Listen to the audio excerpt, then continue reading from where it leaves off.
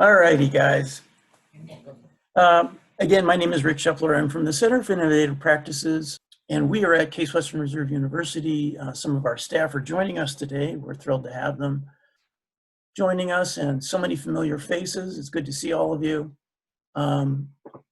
Today is part two of a two-part training series on trauma. Well, it's actually working with Latinx youth and families. And joining us today, well, first of all, we will have available to you part one via video recording and the PowerPoint. So for those of you who missed part one, it will be made available to each of you for viewing. I don't know that we can offer CEUs for the part one if you didn't participate virtually, but we certainly can offer it for part two today. Joining us today, we have Dr. Graham Phasmotos from the state of Virginia. We met doing work in Washington, D.C. together and have been good friends ever since. And we have a mutual admiration society for each other's ability. And to his right is Gisela Diaz, who is his wife, and laughing because she does not have the same mutual admiration or knows better Rambus's flaws. Anyway, and also joining us is Francisco Cornejo, and he will also be one of our co-trainers. You're all from, is Francisco also living in Virginia? Yes. Great. And if I'm going to leave it up to you guys to do maybe some sort of a brief summary to bring us together today of part one, and then you can go ahead and jump in. All right, magnificent. Good morning, everybody. Thank you for being here. So in the context of this training in itself is not just trauma, it's the notion of developing a new toolbox or expanding your toolbox to work with the Latinx community. In the first portion of our training, we explore the history of Latin America and the Caribbean in order to provide context to the societal, psychological, social, cultural background of the Latino community that we have here in the United States that we are bound to work with. We understand the dynamics, the societal dynamics that have happened across Latin America and the Caribbean to be extremely chaotic at different levels. War, political violence, political turmoil, coup d'etats, guerrilla warfare, civil war, colonialism. If we keep going back into the history, multiple changes of colonial rule, slavery, assimilation, cultural assimilation. There has been extermination of certain cultures. So the context of what we're describing, the detail being that here in the United States, some of these things might resonate because our country experienced it at one point or another culturally, but for many countries in Latin America, this is still a reality. So whereas we have not talked about civil war since our own civil war, many countries in Latin America are still experiencing this type of situations where the chaos of civil war is ensuing, where the chaos of drug warfare and gang warfare is ensuing and is overtaking the country, where the government is so corrupt and politically self-centered that the people suffer and nobody in power really cares. Then we have a mass immigration of individuals that then are trying to transition to a safer space in fear of death. And as they do this transition, many of these individuals, families, entire families, children, women, older men, as they try to transition from their native countries to the United States, they find themselves in situations where they either die or get re-traumatized. So that was the background and history and context. Today we want to go more in depth into the context of trauma, starting from the idea of adverse childhood experiences, which in essence are based on the research from Kaiser Permanente and Dr. Landa,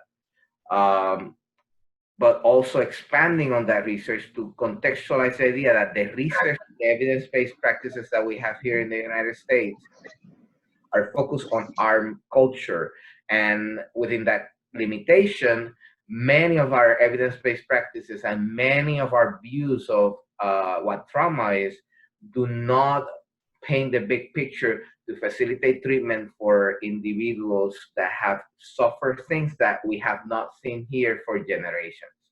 My wife has a comment. I want to add that we also we're using in this training our experiences as mental health providers, because we feel that the connection we have with our clients, in Ramfi's case, in his practice, but I'm a school psychologist, so I work with a lot of families and children, is that our ability to develop that sensibility, that cultural sensibility. Speaking Spanish, when we moved to the United States, at least in our case, Francisco was born here, he's the first generation Latino, give you a different perspective, because speaking Spanish, what we found in our practices, that was not enough to connect at the cultural level with the people we're serving. So establishing those relationships and understanding the background is as important as being able to communicate in their language, because if you don't, then that is a big barrier to be able to accomplish and walk together their journey. So yesterday, I was actually having a long conversation with a young lady developing a research study with the refugee population.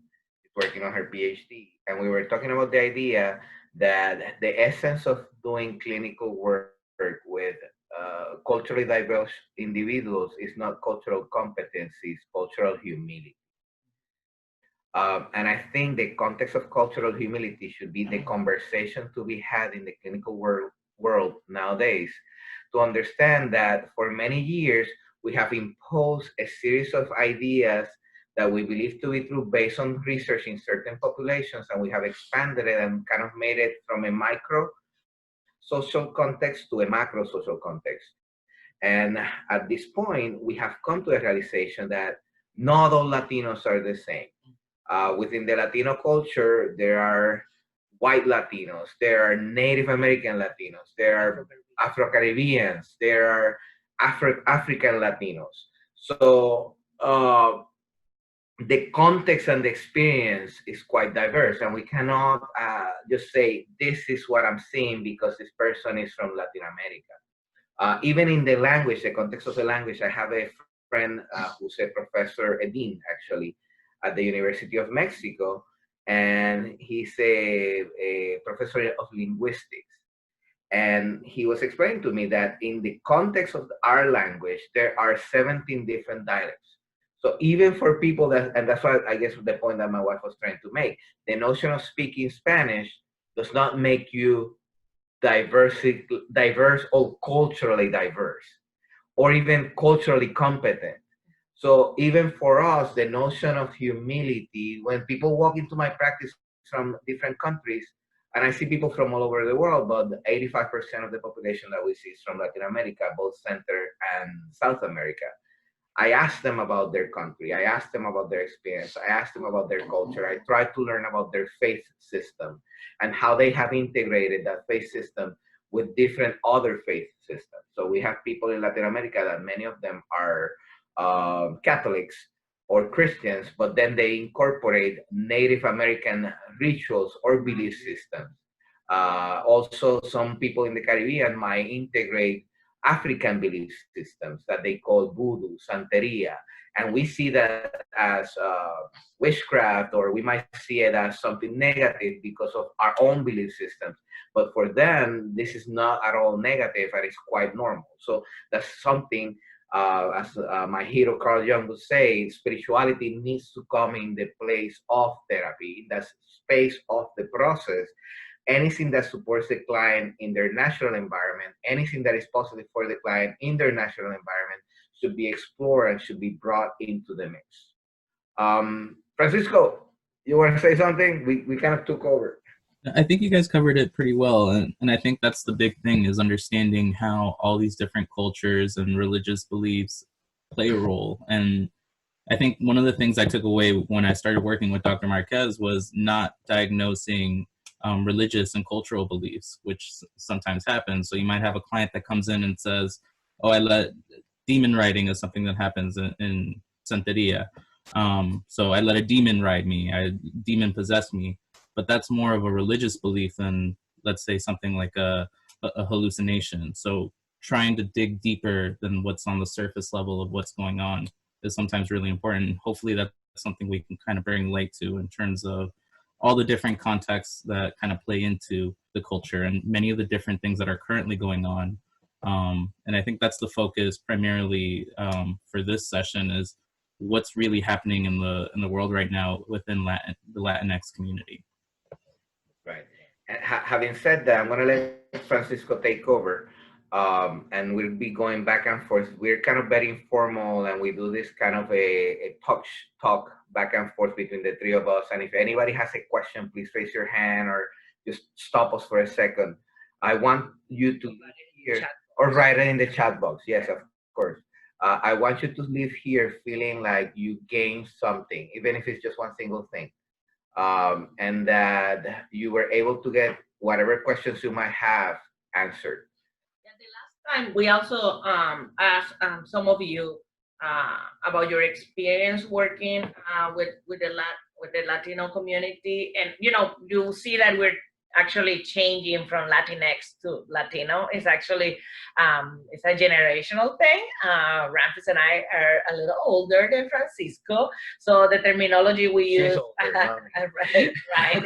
The terminology we use is different, but is appropriate either way.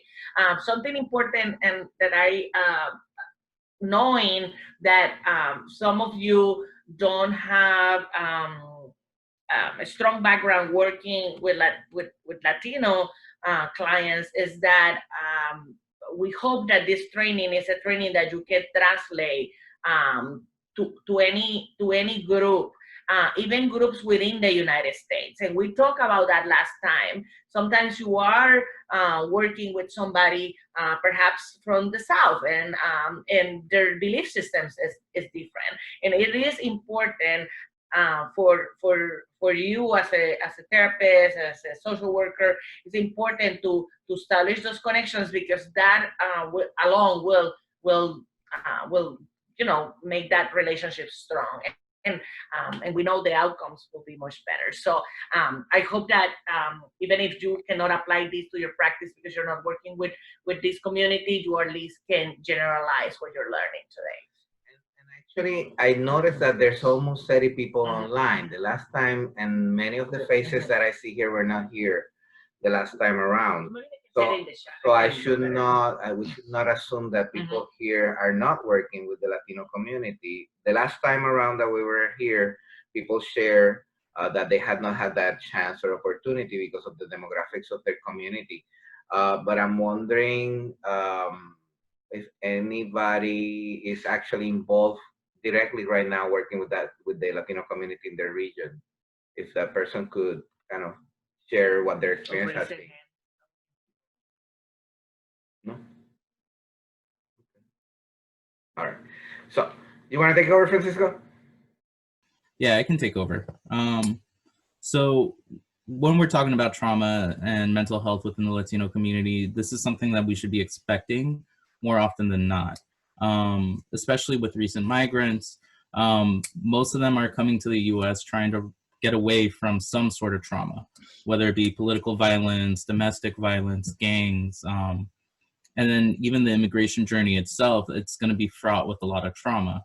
So having that understanding when we're starting to look at and work with the Latinx community, we can kind of start preparing ourselves to ask some questions that maybe we're not always looking to asking, or we're not always asking some of our other clients.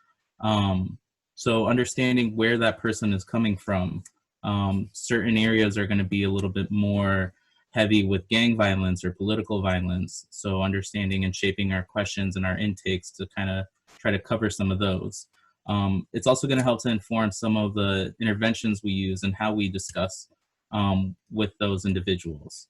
So when we're talking about youth in particular, understanding why it is that they're coming to the U.S. and how is it that they're coming to the U.S. Did they come before their parents, or are they coming with their parents? Things like that are some of the things that we may want to look into, because sometimes you'll have children who have been separated from their parents for as long as they can understand and been alive.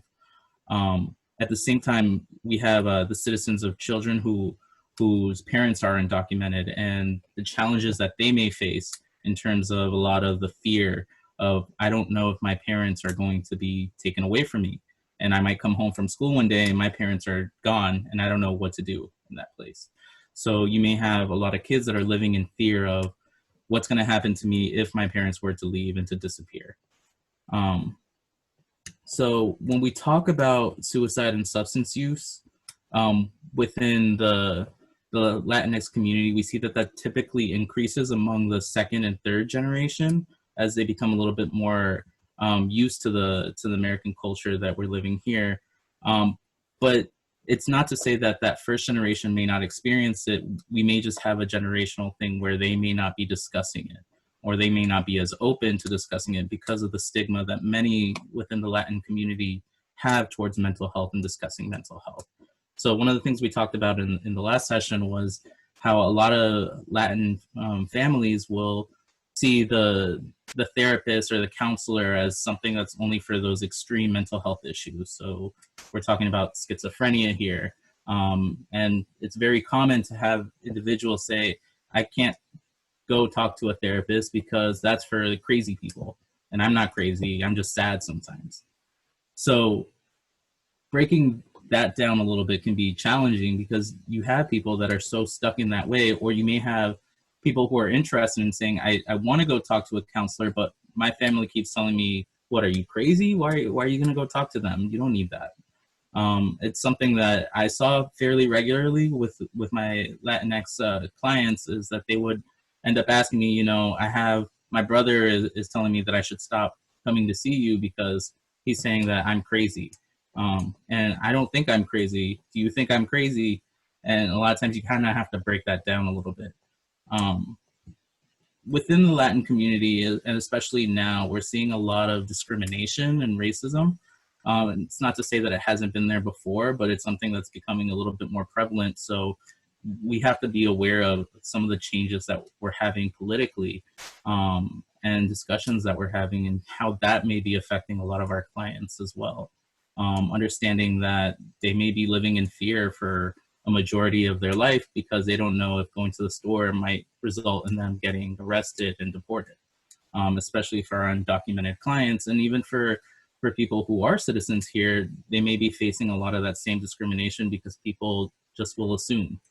So understanding how that impact may affect them as well is important, and into taking into consideration when we're working with this population.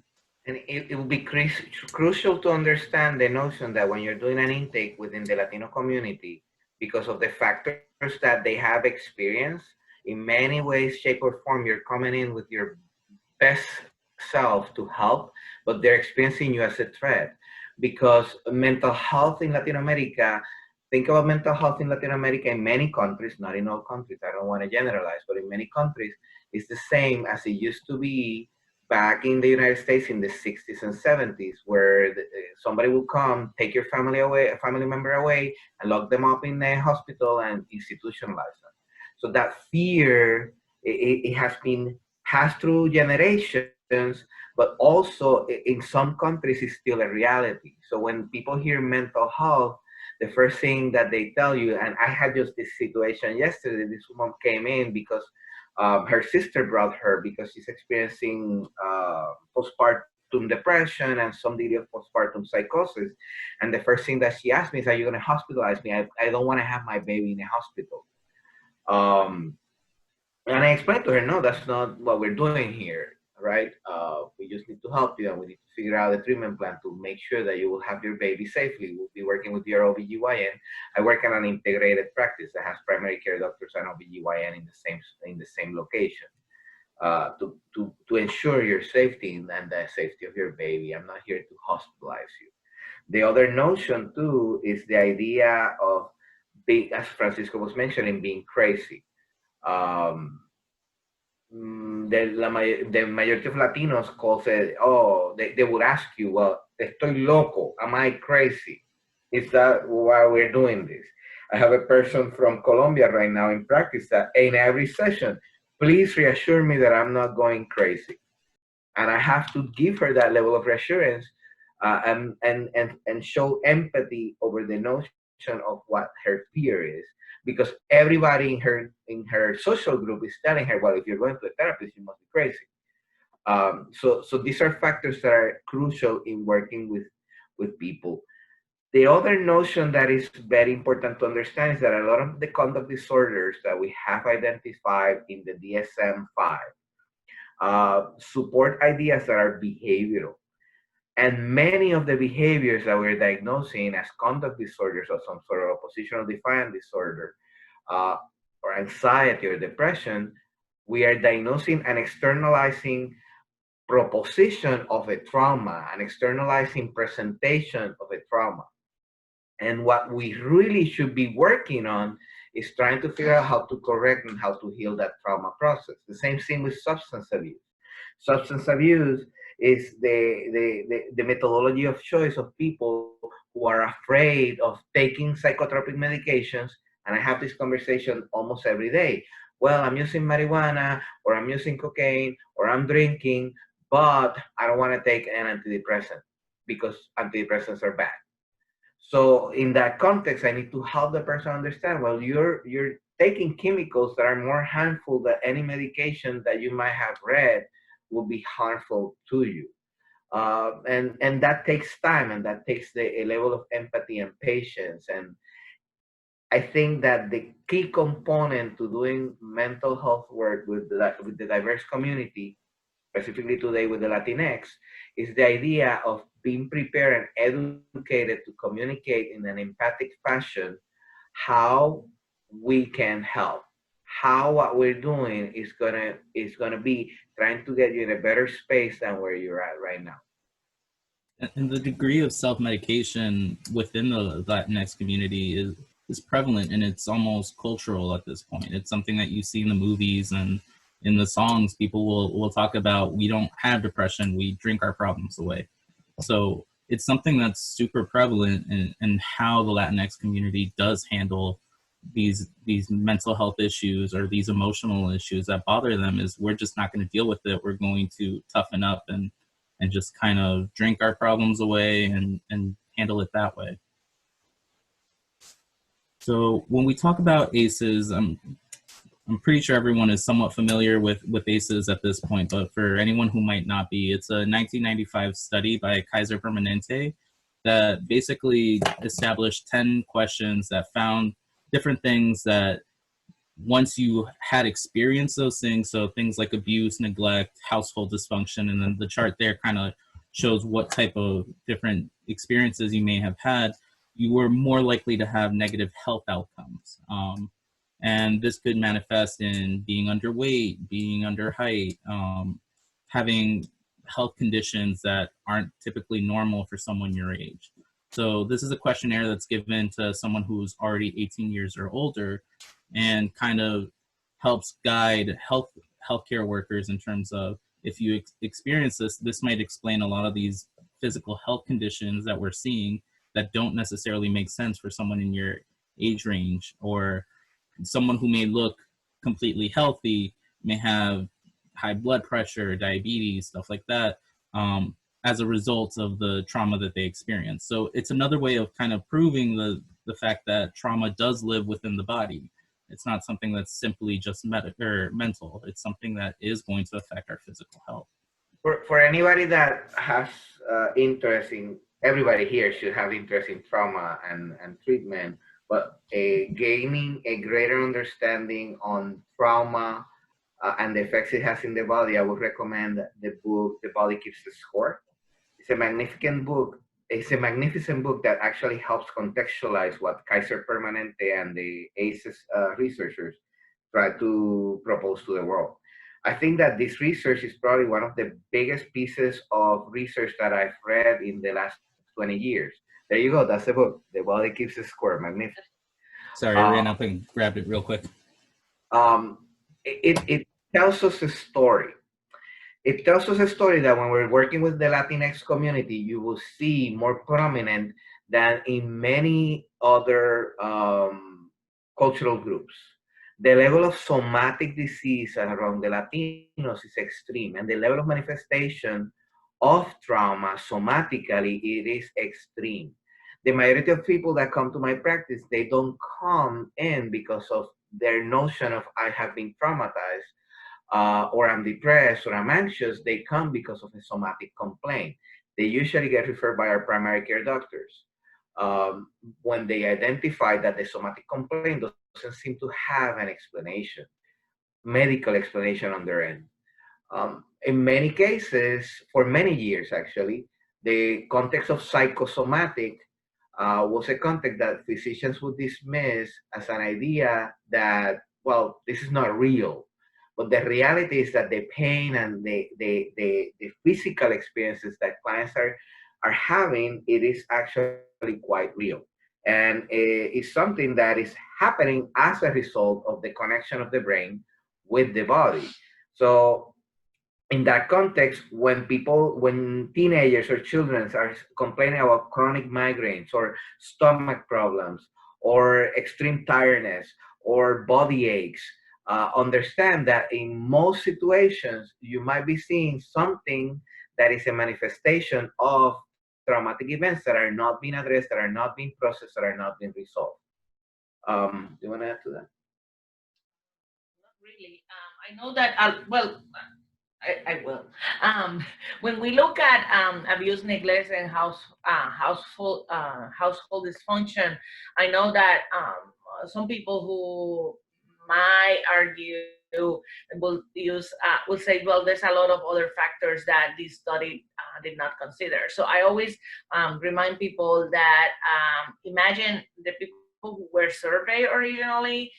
When you look at the population that was surveyed, but also how these classifications happen, I think that alone is very significant. So if they saw the outcomes they saw with individuals that were middle class, that were individuals with access to care, imagine what communities who are at risk experience. We also are trainers in the state of Virginia. And something that we were discussing in our last cohort meeting is that they are actually considering adding a fourth category in where they are going to add natural disasters and cultural differences and racism and all these other things that communities experience. So that's something that they're working on. So. And just to add to that, I'm sorry? I was going to add to that real quickly, just within my own research that I've done on the ACE study, it's within the Latinx community is a lot of times you're going to see that the first generational individuals or recent migrants aren't actually going to score very high on the ACE questionnaire, even though they've experienced a large amount of trauma, because it's not asking the things that are prevalent to people who have migrated here. There are things that don't necessarily make sense to them in terms of, oh, I didn't really experience physical abuse. They may have gotten hit, but that's culturally appropriate, so they don't see it as physical abuse.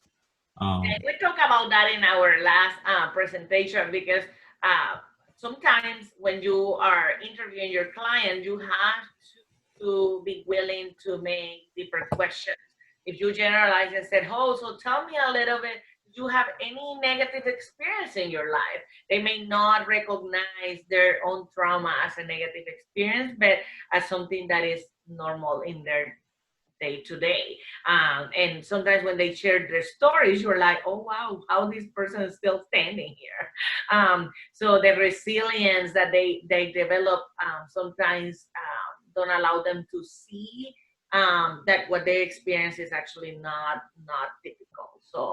So we want to ask those questions, and something that I have learned throughout the years is that it's okay to ask those questions, because otherwise, if you don't know that information, you will not be able to help your client. Many times when we talk with other providers or share cases, I will say something and everybody else in the table is like, what? They never shared that.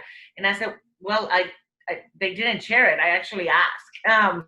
So, you know, those notions are things that you need to be aware, because people perhaps will not share that information. And Holly have a questions for us. So you can go. Raise your hand.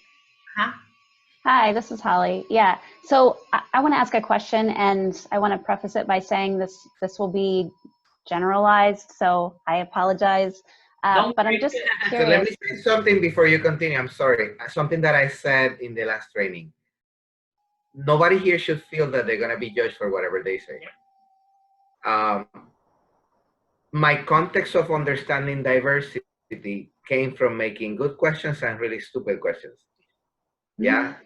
So anything that that anybody will ask here is relevant, because you really are interested in learning and you're really interested in growing. And please, by no means, there would be no question that you could ask that would make any of us feel offended or any of us think lesser of you, because you're trying to gain that knowledge. So that's not just for you. I don't want to single you out. That's for everybody in the group. Go ahead. Okay. Okay, thank you.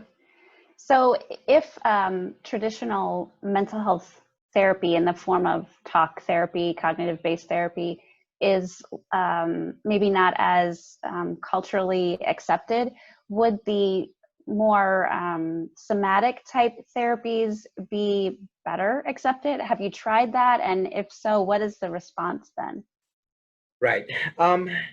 Talk therapy is generally accepted is as long as you preface it with the notion of the healthy context and healthy psychoeducation about what talk therapy is. One thing that has a lot of pushback is the psychotropic medication.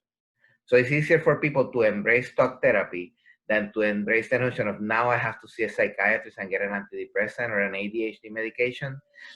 That will be harder. Now, in terms of somatic therapies or active therapies or alternative therapies, there is absolutely a lot of evidence. If you want to look at the research of Dr. Janet Sedina in New Orleans, she's worked with significant amount of trauma therapy and trauma research, neurological research, on the notion of how dance therapy, how art therapy, how drumming therapy, how music therapy, how expressive art therapy facilitate the process of healing. And it is based on her research and other studies that I've seen, I would say that it is 75% better than just standalone talk therapy. So if you can do, in essence, what I'm trying to say to you is that if you can do a combination where you do active therapy with people and you get them to express themselves, like sometimes I sit with people and we do drumming in sessions, or we do biofeedback. We also do EMDR with patients. And I teach them EMDR by tapping music that they like in themselves, right? I do that a lot with the kids. When you feel nervous, tap the stuff that you like and sit and just be kinetic for a moment. And kids enjoy it. And then I have them connected to this biofeedback sensor, and I can see their levels of anxiety and stress dropping as they're moving and dancing. Now, the negative part of that sometimes is that if they do that in a classroom, automatically they'll say, well, that kid has ADHD, he's bouncing, right? and I've had to help, and that's the important part of the connection with the community and the schools and communicating in this context of integrated care and wraparound care in order to be able to talk to everybody involved in the life of this child to understand what you're, so they can understand what you're doing. So if the kid all of a sudden starts tapping on himself and kind of moving to a song in his head, they don't say, oh, now we have a problem with ADHD, or please stop moving, which is the other alternative to that. Because the kid at that moment, he might be managing a level of anxiety or a panic attack or something of that nature that has been triggered. Did I answer your question? Yes. Could you say the name of that researcher again? Janet Sedina. I will put a link, or I'll send Rick a list of the different articles that we're going to mention throughout and Okay. the different researchers. Great. I will actually send Rick that so he can share with everybody. Thank you. But her name is Janet Sedina. She runs the Butterfly Project in New Orleans. That's one of the projects she does. She's a neuroscientist. Yeah, and she work at the VA and do a lot of research with soldiers, but she also have extensive research working with victims of natural disasters. So and that just happened by accident. You know, living in New Orleans with Katrina, and she was in Italy when a big earthquake hit. And she was in Florida when another hurricane hit Florida. This is the most unlucky person in the planet. But you know, she had to use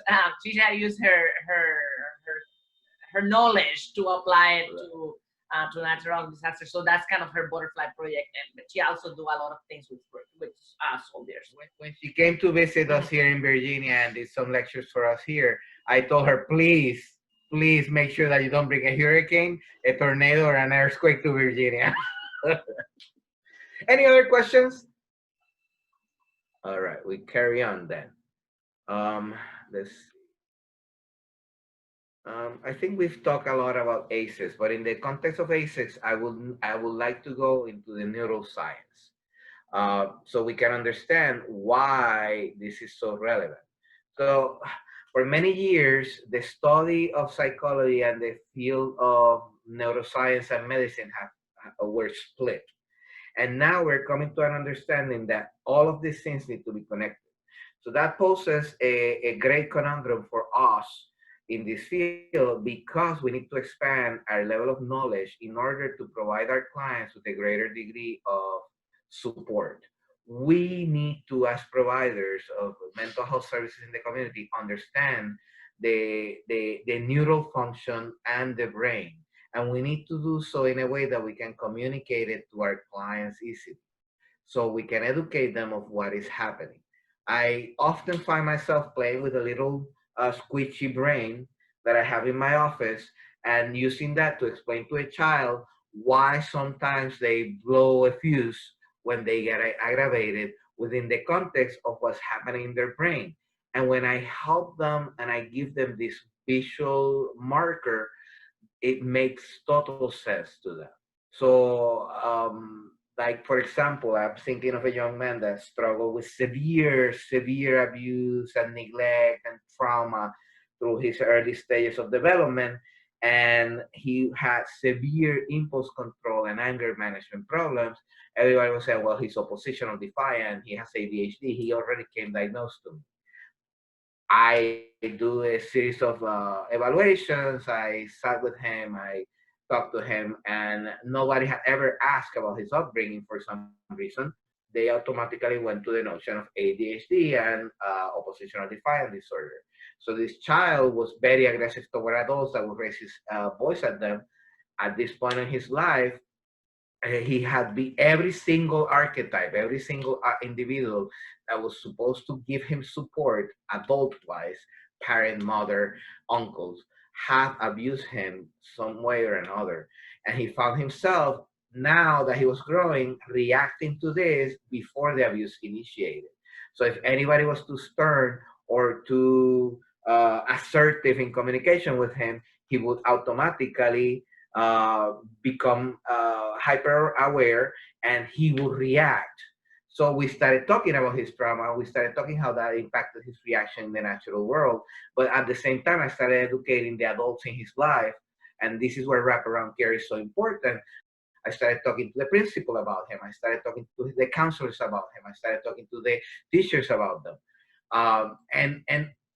For what I understand, many of you in CR2, that's what we call your program in Virginia, have the ability to transport to the house, to go see kids in their school, in their natural environment.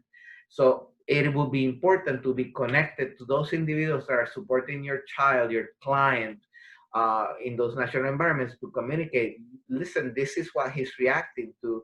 Let's not pathologize a defense mechanism, because that's what you're seeing. It's a defense mechanism. Some people call it an antisocial defense mechanism because it's aggressive, but it's really not. It's a defense mechanism that has spawned from the notion of a trauma response. So going back to neurology, the idea of explaining the change in cortisol in the brain as a higher base for your child to experience life, which in itself is toxic. And I'm wondering, everybody's familiar with cortisol? I'm hoping. If anybody is not familiar with cortisol, it's a chemical of the brain that gets triggered with adrenaline when you're in the fight, flight, freeze response. After a certain amount of minutes, in between 3 to 5 minutes of deploying cortisol in the brain, cortisol starts becoming toxic. When you are anxious, when you have post-traumatic stress disorder, when you are hyper-aroused or hyper-aware because of trauma, you're exuding cortisol, you're triggering cortisol, or your cortisol activation is continuous. And this is true for anxiety also, and that's what I particularly mentioned that, because then you will see people that are always tired, and they will always tell you, I feel tired all the time, I cannot sleep, because they're exuding, they're activating cortisol all the time. So what happens when you're tired? You become irritated. What happens when you don't sleep? You become irritated. What happens when you become irritated? You get in trouble. So it's kind of that dynamic that adults sometimes don't see, don't understand, especially in the school system and in the community, where a kid is behaving in a certain way and they're not connecting it to the early childhood experiences, early adverse experiences or traumatic experiences that child might have experienced or undergone, and they're then pathologizing it and wanting to give a medication to resolve it. And by no means I'm against medications. I think medications are a great tool, but they're not the solution to the problem. Medication should be used as a second line of defense to stabilize. And while the person stabilizes, you should be able to give them support and give them tools to manage and decrease the symptomatology. Any questions on that? Keep going. Francisco, you want to add anything there, or you said you want to add anything? When we're talking about ACEs, we also need to understand the effect that it has in the brain in terms of intellect, cognition, and I will actually let my colleague here speak more about that, because what she does is specific to evaluations in the school system in terms of cognitive function, in terms of intellectual function. So as you see in this slide, from birth to elementary school age, there is a significant amount of growth, of neural growth, of neurons, that then, as you're moving into puberty, they start disappearing. The connectivity happens in that period of elementary age. But imagine a child that is neglected or is exposed to violence or is exposed to terror or is exposed to all of these negative traumatic events as they're going from birth to elementary school age. Their level of connectability, it will be lesser. So in many situations, what we see in our communities are children that are being diagnosed with intellectual disabilities or some form of cognitive disability because of their trauma. Many of the scoring tools that we use and the evaluations that we use are starting to become standardized to cultural needs, but many of them are not taking into account the effect that trauma has in the neural function and how that effect attacks or impacts executive function. So you know that you have in front of you a child that does not, that the information that you're seeing in your evaluation does not add up, because when he's talking to you, you see that this is not a child with an intellectual disability. I can see it. We're having a conversation. It's fluid. This child, his emotional or social intellect is fluid, whereas in all other aspects of evaluation, which are explored through psychoeducational testing, he seems to be functioning at a lower level.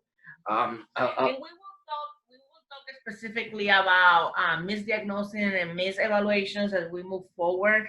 But it is very important to understand that when we are working with children, and I would say even with adults, we need to consider the effect of trauma into their brain development.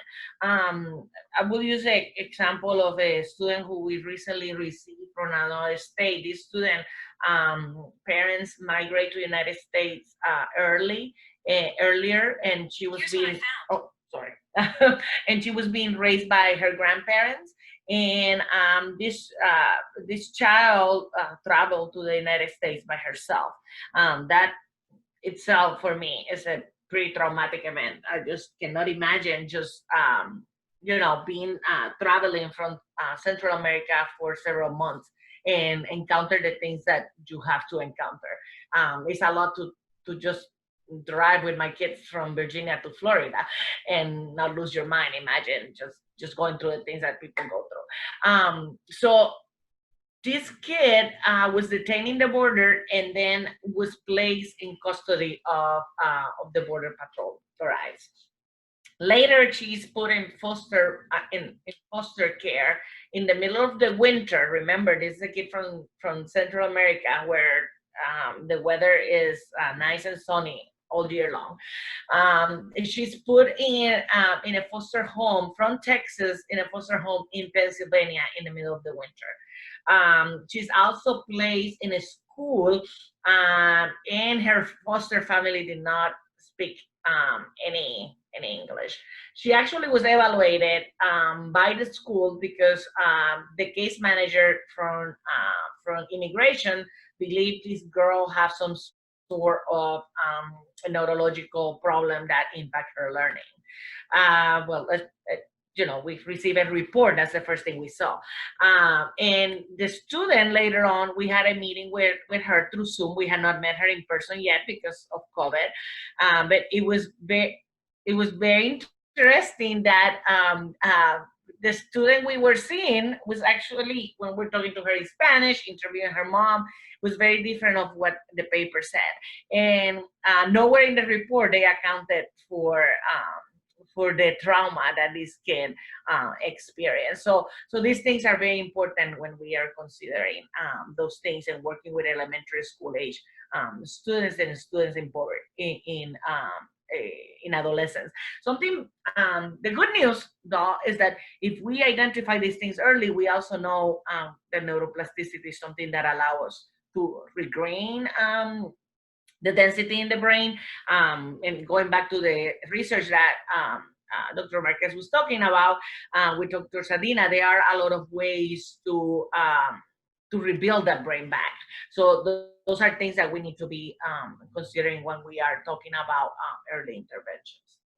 Because if we don't know and we continue treating this kid as they have a malfunction, but really not addressing the trauma, then we will never fix it, basically. When we're talking about development and synaptic function and the growth of synaptic density and pruning, which is what happens between birth, elementary school age, and puberty in children, when a child has lack of exposure, experiences abuse, experiences trauma during that birth to elementary school age, the process of synaptic density slows down. And in many ways, certain synaptic neural connections connectors will become more hyperactivated than others. And to give you an example, I'm thinking of a young man that was sent to my practice for, again, ADHD and oppositional defiant disorder. That's kind of the marker and the emotional exposure or emotional output that children tend to show, at least male children, when they're struggling with trauma. And this child, he actually bit his teacher. The teacher approached him from the back, and everybody in the classroom is speaking in English. He's sitting there, and all of a sudden, she approached him and started talking to him behind his back, and went to correct something in his little notebook, and he freaked out and bite her. This, of course, became a huge issue. And how did he do that? And the notion of this kid is violent, he's aggressive. But I want you to put yourself in his situation for a second. This is a child that had just come from another country, did not speak the language. He's in a room where everybody's speaking in English. And all of a sudden, somebody approaches from the back, and a child that has been brutalized and used as a tool by adults in his natural environment. So his reaction was absolutely defensive. He was not trying to be aggressive. He was not trying to harm anybody. But that's the synaptic response that he has developed when he feels pain. He tries to defend himself. Whereas the teacher is focused on, I want to teach you math, I want to teach you English, I want to teach you all of these things. What we need to be explained to this kid and helping this kid is, you're safe now. This is a space where you can be safe. We need to embrace this child and provide him with that understanding that you no longer have to feel that constant threat. And that can only be done through action. Words will not be enough. So what I started working with him in practice, that was the focus of our process. Here's an adult working with this child, and I'm sitting in the floor with him playing cards and playing roadblocks and playing with plasticine, Play-Doh, and making little creatures that he likes to make. And this kid has an incredible ability. His fine motor skills are magnificent. He can make these super cool figures that he sees on video games and stuff of that nature, and he can recreate them in Play-Doh. So we use that as the tool of helping him expand his synaptic density by embracing different activities that he was capable of. And I translated that to start to teach him English. So as we're playing and we're talking in Spanish, I am teaching him the words in English. And all of a sudden I get a call from the teacher saying, oh, he's learning so much English. Yeah, we're doing it in a different way. It's not the structure in the box way. And it's not even, if I were going to be honest, 90834, which is the therapy code, doesn't write about the notion of sitting down and teaching a kid English with Play-Doh, right? But this is an alternative, as the Holly, I think, was mentioning before. This is the type of alternative therapy models that tend to work with children that have struggled with this type of traumatic events. Any questions so far? All right. So we know we are very unique in terms of how trauma affects us. We definitely can generalize what happened based on the research, but we also know that there's a lot of people who are very resilient and perhaps don't experience the same things. Something very important is that, and we have been talking about, is that this just basically is just building our brain and sculpturing who we will be in the future. So we want to, this is what we want to take a moment to discuss trauma and the effects on the individual. As we move forward, we will be talking about specific traumas that relate to the Latinx community, but we also gonna talk about also toxic stress and how toxic stress affect the individual. I think this particular PowerPoint speaks of the notion of adaptation, and what people might see as maladaptive tend to be an adaptation to a traumatic event. And that's something that I want you to take as a take-home kind of concept, because I see a lot of professionals say, well, that's a maladaptive behavior. No, that is truly an adaptive behavior. The notion of maladaptive, if I do something that works for me to keep me safe, I'm adapting to an environment that is aggressive, I'm adapting to an environment that scares me, that is an adaptation process. We see it in primates, we see it in animals, and animals adapt to their environment and engage in behaviors that we, from our social structures or our social filters, would understand to be aggressive or maladaptive if it was human behavior. But in reality, the behavior that you're seeing is completely adaptive. The key component is teaching that individual, that young man, not to have to scream, but to be able to pause, stop, think, and process his emotions without exploding. Same thing with our children. And I'm using different examples, right? How can you manage this kinetic energy in a positive way? How can you manage this emotionality in a positive way? So it's like teaching language. It's an emotional language. It's the notion of helping the child, helping the individual get to a space where they can do that. Not moving. Sorry. There you go. All right. And Francisco, this is you're up. Yeah.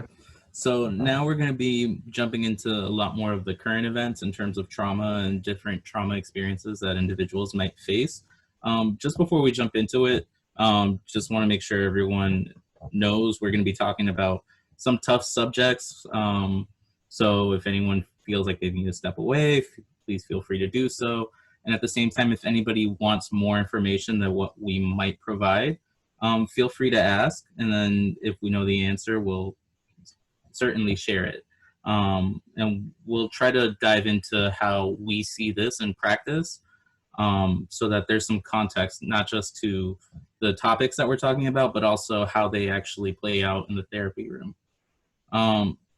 So one of the main topics that comes up within almost all Latinx discussions is the idea of machismo, or the patriarchal family structure within the Latinx community. So historically and culturally, we've always had a machista society, where the men tend to take the lead in terms of family decisions, and they are the head of the household, they make the decisions. The men are expected to do a lot more of the physical work, anything that is related to physical, like labor and stuff like that, that is a man thing to do, while women are expected to do more of the household chores and raising the family and things like that. And that's just typically the way that things were seen and done for a long period of time, until recently, where things are starting to change a little bit. One of the things I like to throw out there, and I think it's the dirty secret of the Latinx community, is the fact that while for a long time we've had this patriarchal and machista society, I think the women play a larger role than what is commonly shared in the background. But at the same time, there is a lot of challenge and difficulty when you have this machista society, because you have certain things that were acceptable in terms of the men could demand sex when they wanted it from their partners, and that was expected and part of the relationship. Also the physical violence that plays into that. And unfortunately, one of the things that comes alongside with domestic violence is eventually things end in murder. And that's one of the big things that we're seeing, particularly out of Mexico, is a lot of the protests against the machista society is because of the feminist side that is taking place as a result of it. Like I said, this is something that's changing a lot more with the Latinx current generation, where a lot of people are kind of taking that and saying, you know what, this is not okay and this is not what we want. So you are seeing a lot more protests and a lot more people kind of jumping away from the machista society and simply stating that's not okay, but it's something that a lot of individuals will come in and work with, or will present with. So one of the cases that comes to mind is one of Dr. Marquez's cases, where you had an individual who husband was kind of forcing himself on the wife, but she totally saw that as okay and acceptable as part of their relationship. So what do you do in that situation where you have someone who is saying, you know, I didn't really want to have sex right now, but he wanted to, so I did it anyways. And clinically, you might be seeing that as that is a rape, but that's not what that individual is saying is happening, and that's not their understanding of what's going on at that present point in time. When we're dealing with young people that are experiencing this dynamic, it's important to understand that the archetype of the father and the archetype of the mother, and when I'm talking about archetypes, I'm talking about the context of Jungian archetypes and psychoanalysis archetypes. So that's kind of my background training. But it's the idea of the mother and the idea of the father are the people that are shaping who you're going to be. And if a child is observing this type of behavior, or a young adult is observing this type of behavior as okay, he's going to start recreating that as normalized. And he's not going to experience a traumatic event. I was having a conversation with a mother who was very concerned at the fact that his son was abusing his girlfriend. The young man is 16. And when I delve into the reality of her own experience with her ex-husband, who she fled from Latin America, she had been a victim of incredible abuse, and the father had been an extremely machista male who was contextually abusive. He was emotionally, physically abusive, but he would never abuse the boy. So the boy saw this man as the great father. He was the perfect male. He was extremely hyper masculine. He had control over everything, and he wanted to emulate that. And he started presenting these behaviors that led him into therapy, because he got involved with a young lady here in the United States, and the young lady was not having it, and she called the police on him with her parents. So he's court mandated now to work with me, and his process of anger and his process of hypermasculinity expression is what got him into trouble. That immediately got diagnosed as some form of pathology, and now he's in therapy. But what I need to be doing with him is working on changing those negative paradigms, or those negative pictures, or those negative ideas that were developed by his upbringing. And I have to do that in a very subtle and patient context, because I'm talking about his father archetype. So I will be destroying the idea of the perfect father to contextualize a different alternative behavior. This could cause significant chaos on the well-being of this child. So I cannot just go and say, well, your father was abusive, because this would destroy him, or it would cause for him to completely disconnect from me. So by showing and by interacting and by giving him alternatives to the context of behavior is what I'm actually helping him grow into a male that understands that what he learned from his father was not necessarily positive and was not necessarily what he should try to become or be. So I just wanted to contextualize that, because I know many of you are just working with youth and children. I did intensive in-home for many, many years before I became an outpatient therapist. And many of the skills that I use in intensive in-home, I translate into the outpatient practice that I run now. In reality, the majority of these tools and strategies that I'm using are more appropriate, if you may, or easily implemented in the context of intensive in-home, because you have a natural environment and you're walking into the personal space of people and you're interacting in their natural environment, and you can help people navigate that environment if you have the time within the context.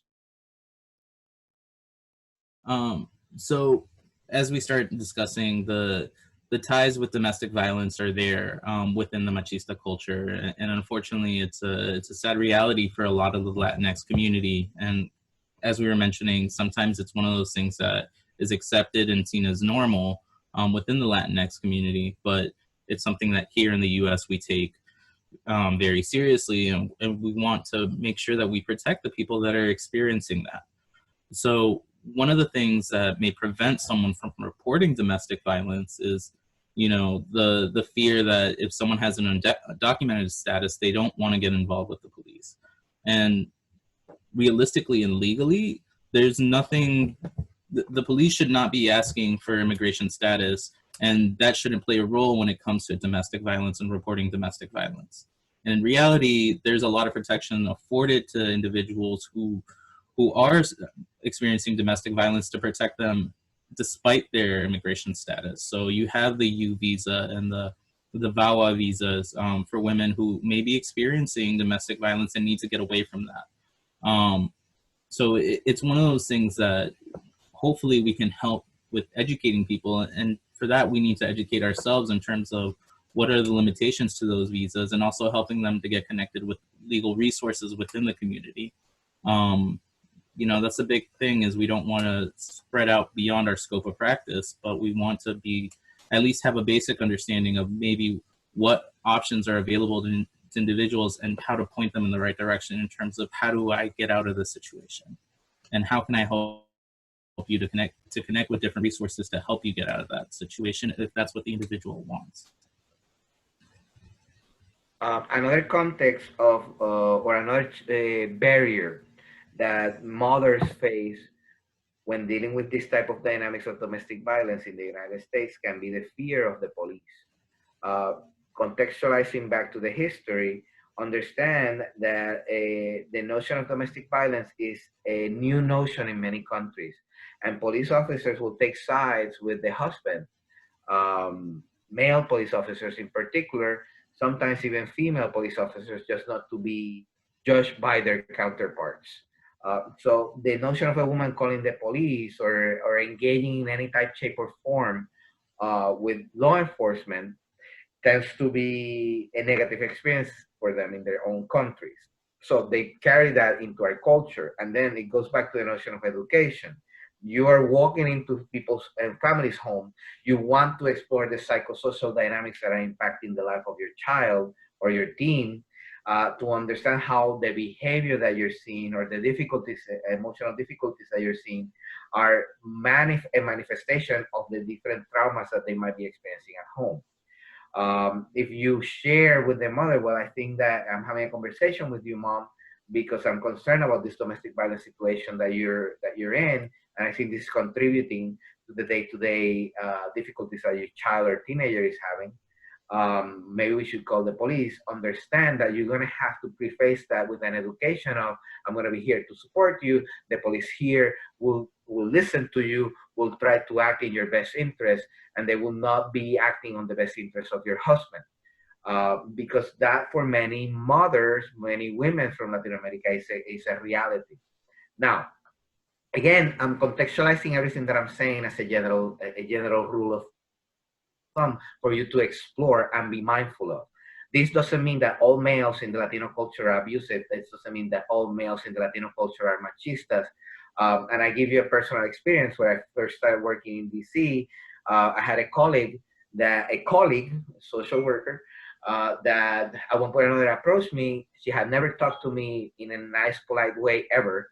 Not rude. It was more like an attitude, kind of dismissive attitude toward me. And at one point or another, after a series of interactions with different colleagues and children and families and so on, she approached me to apologize at the notion, you know, I made this picture of you being the first Latino in our team, that you were a machista. And my wife will tell you that she will hit me over the head if I was machista. And as a Puerto Rican male, I have to say that I grew up in a society that, in my subgroup of Puerto Rico, it was a context of matriarchal power. My mom was a powerhouse in my house, so I was taught to respect women early on. This is not true for all Puerto Ricans either. Some have that experience, some don't have that experience, and this usually comes from socioeconomics. So there's a lot of factors that play in, and there's the context of cultural humility to be able to ask and explore.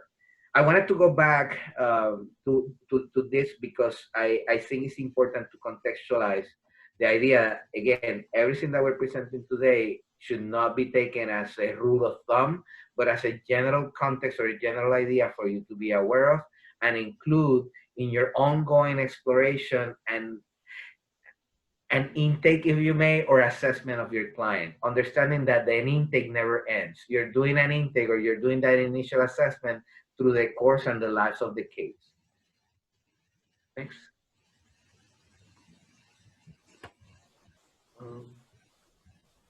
So one of the big things that we had discussed beforehand, as Dr. Marquez and Gisela and I were preparing this, is the concept of political neglect versus political violence.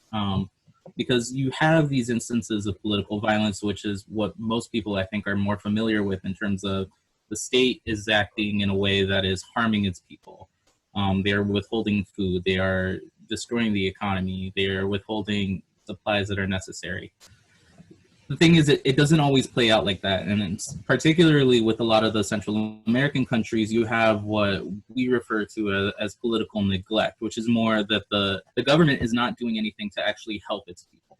And you have widespread poverty and lack of access to resources, lack of access to employment opportunities, lack of access to education, and that results to the falling of the nation, mismanagement of funds that are meant to be used to uphold or to lift up the country are being stolen by the political leaders. So it's my family's country of origin is from El Salvador, so it's something that we're very familiar with in terms of the political leaders will come out and say, okay, we got this amount of money from the US, but then the nation itself doesn't ever really improve beyond that. And then it comes out that, of course, the political leaders had been kind of stealing that money.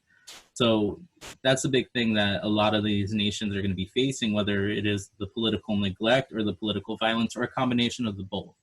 A lot of times countries that have experienced political neglect may see that uprising and revolt, which leads to the political violence that we're seeing in places like Venezuela and Chile, where people are protesting against all of that, and then the state reacts violently and starts attacking its citizens. A lot of this can play out through kidnappings, assassinations, state-run media, or the silencing of media and the news stations and all that. So it's something that can explode in many different ways, but can affect the clients that we're working with and the way that they perceive exactly what the role of the government is. And even when they come here, do they trust the government? Do they trust state officials? Do they trust, government employees or people they see as government employees? So that could affect something as simple, or what may seem as simple to us, like accessing, resources that are in the community. Or unfortunately, if we have to do something like report an instance to CPS, there might be a lot more fear of getting the government involved in those cases, when we may be able to frame that in a way of saying, look, we're just trying to make sure that you have the resources you need so that you can be successful in this country.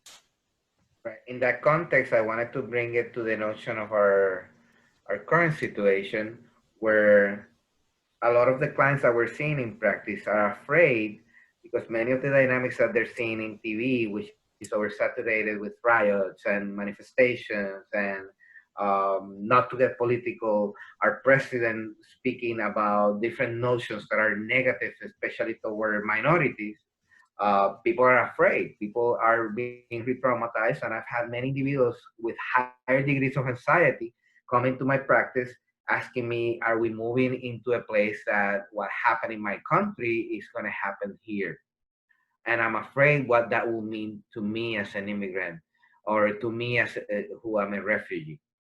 So that's something for you if you're working with Latinos right now, or if you're working with immigrants in general, for you to keep in mind.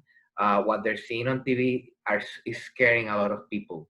I think that in the same context should make us pause for a second and look at what we're seeing ourselves, and try to be mindful of how we're interpreting our society and how we're moving forward as a society, and what impact we can have in that society.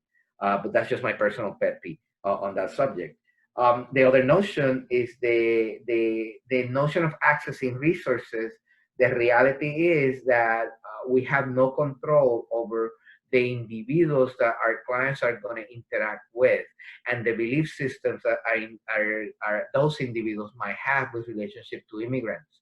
So in many situations, our clients might experience a negative event when trying to access some form of resource. If they do it on their own and they don't know how to self-advocate or how to stand up and defend themselves, they might be brutalized and re-traumatized, and then the notion of political neglect and political violence and political abuse that they might have experienced in the past will be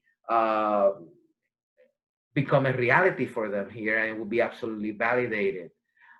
So we want to be mindful. I try to connect with different resources in the community, and I try to always have a point person that I know understands the work that I do and the vulnerability of my clients. And I just don't send people, oh, just go to social services and ask to talk to somebody. I try not to do that. Everybody's systems is different, but in the context of your day-to-day community-based work, always make sure that you try to outreach and develop connections in the community that you know are safe people that will guide your patients with empathy and with care, and that understand that if you're sending them, it's because they are vulnerable individuals. Laughing because that remind me of I work, as I said before, for the school system, and my principal is just wonderful, and she had a very good understanding of all this we're talking about. And the first, we provide people with a list of resources. We cannot really tell them where to go, but she always emphasized that she would like Graham and his staff to see her students, because she understands that the importance of understanding these things and making those connections. So I'm kind of laughing because I have her image in my head that he was talking about,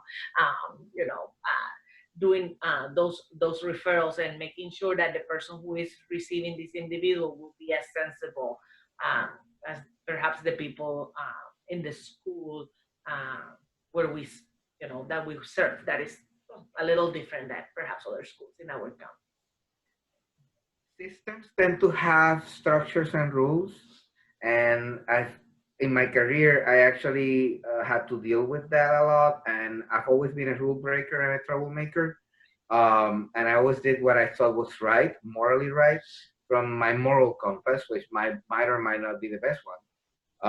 But I try to always serve people from that context. There's people that don't do that they like to follow rules, but there's always that space that if your policy or your agency policy is you cannot make specific referrals, you can, in that list, always say, I've worked with this person before, she's very good, you might be able to call them, you should consider calling them first. So that's always a way to do that. If you don't feel comfortable, or if your agency has some specific protocol around the notion of you need to just give your client a list and they need to make their own decisions. So don't just a thought. I wanted to take on gangs because gangs is a phenomena that many of the individuals that are coming from El Salvador right now are fleeing gang violence. That is also true for Mexico and a lot of the countries in Central America specifically. And it's a phenomena that has translated to the United States, especially into the schools, middle schools and high schools. The dynamic of recruitment has changed, where most gang recruitment in Latin America is forced. It would seem that in many of our high schools, they encourage people to join as a means of connecting and as a means of being part of a group, as a means of being part of a cultural group. And then once these teens are stuck within the gang, they ask them to engage in all of these dynamics of violence. And that brings law enforcement into their lives, and eventually they find themselves not able to leave the gang because they have very specific protocols for that to happen that could lead to a person dying. So leaving a gang is extremely difficult once you go in. The problem with gangs in the United States, especially within the Latino communities, is that they provide safety and support.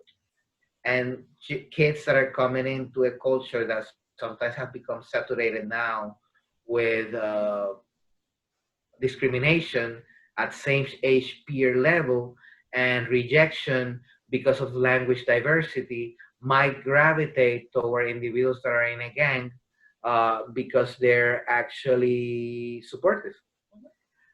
So it's something to keep in mind, and I wanted you guys to be aware of if you are not, or to become more aware of if you are, because a lot of times I hear school personnel saying, well, that kid is in a gang. And my response is, well, what does he need to feel connected? What is the connection? What part of the connection is missing for him that he had to gravitate to this negative space, to this negative coping space in order to feel connected? And how can we replace that space with a positive space and a safe space that will help him move forward? We do a lot of gang work and tattoo removal at our center, and that's the first thing we do with our teenagers, try to connect them to different resources in the community. There's a great priest, Catholic priest. I don't endorse any particular religion, but this is a Catholic priest that has a community-based center where kids learn computers. They can go play video games. They play football games every day. They just go and hang out, and he's always running around playing football with them. And it's a volunteer-based program, and everybody that volunteers there seems to be adult Latinos that have undergone some form of traumatic event and have survived it. And so they become mentors to many of these kids that are trying to flee the gangs. We support them. And we have conversations with the leadership of the gangs and says, once they're in our care, let them go. And many, to be quite honest, it's quite interesting because many of these gang leaders are in a space, not all of them, please, by no means, I'm not encouraging you to go and start talking with gang members in the community. That could be very dangerous. But many of the gang leadership that I have encountered over time here in the county, they understand the notion of what we do, and they understand that with what we do, we can provide a better lifestyle or a healthier space to the kids that we're taking away from them. They're not happy about it, but they don't harass us. My experience of going in the community is that once they see my badge as a clinician, I walk freely, and people don't mess with me. Being a male Latino and with stature and presence does not is not helpful. I have to say that. But this has also been the experience of some of my colleagues, that once they get approached and you identify yourself, oh, I'm just a social worker. Many of the events that are happening around you might be negative, but they do not tend to touch you. Again, this is just a concept, not a generalization. I've seen many social workers being assaulted in the community over the years. And that's why I encourage all social workers to self-protect and learn self-defense and have tools of self-protection and be always constantly aware of how to sustain their safety in the community. Francisco, do you want to add anything else to gangs? I know this is a subject that you're very interested in research. It's a subject I'm very familiar with and studied a lot throughout my lifespan. But it's one of these things where the reason why kids join gangs within the community can be very complex. So it could be things like the family needs to work multiple jobs 7 days a week, has zero contact with the child, and the child just needs the connection of a family unit that they're not receiving at home. And the family, the biological family is thinking they're doing everything right by making enough money to provide a better quality of life than what they had, but they're not receiving that familial connection, and that's what pushes the kids to go into gangs. And things are very complex when it comes to gangs, and we'll dive into MS-13 once we get back from the break. But it's one of these things that we want to keep kids away from them because of the negative aspects that are tied into it. But realistically, these gangs are organized, and they do a very good job of appealing to those kids and recruiting those kids. And it gets complex between, you know, recent immigrants that are coming here and may not have any other connection within the community to people who have grown up in the community their entire life and then have that status that maybe the gang is looking for. Things can get complex in terms of join our gang and we'll pay for your education so you can become a lawyer or you can become a doctor, as long as you make sure to keep us out of jail or you help heal us whenever we're having problems. So stuff like that is something that can sometimes be appealing or might be an option to a child that maybe wants to get an education but knows that his family won't be able to pay for it. So we'll talk a little bit more about MS-13 in particular once we get back from the break, but does anybody have any questions before we take our break? Thank you, guys. Let's go ahead and take 15 minutes. And when we come back, we'll reconvene around working with families and kids around gang involvement and what that means for the Latinx community. So take 15. We'll be right back. Francisco and Ramphis, I've got a question around gang involved kids and their families. You know, we've run across a couple situations here where we had generational gang involvement.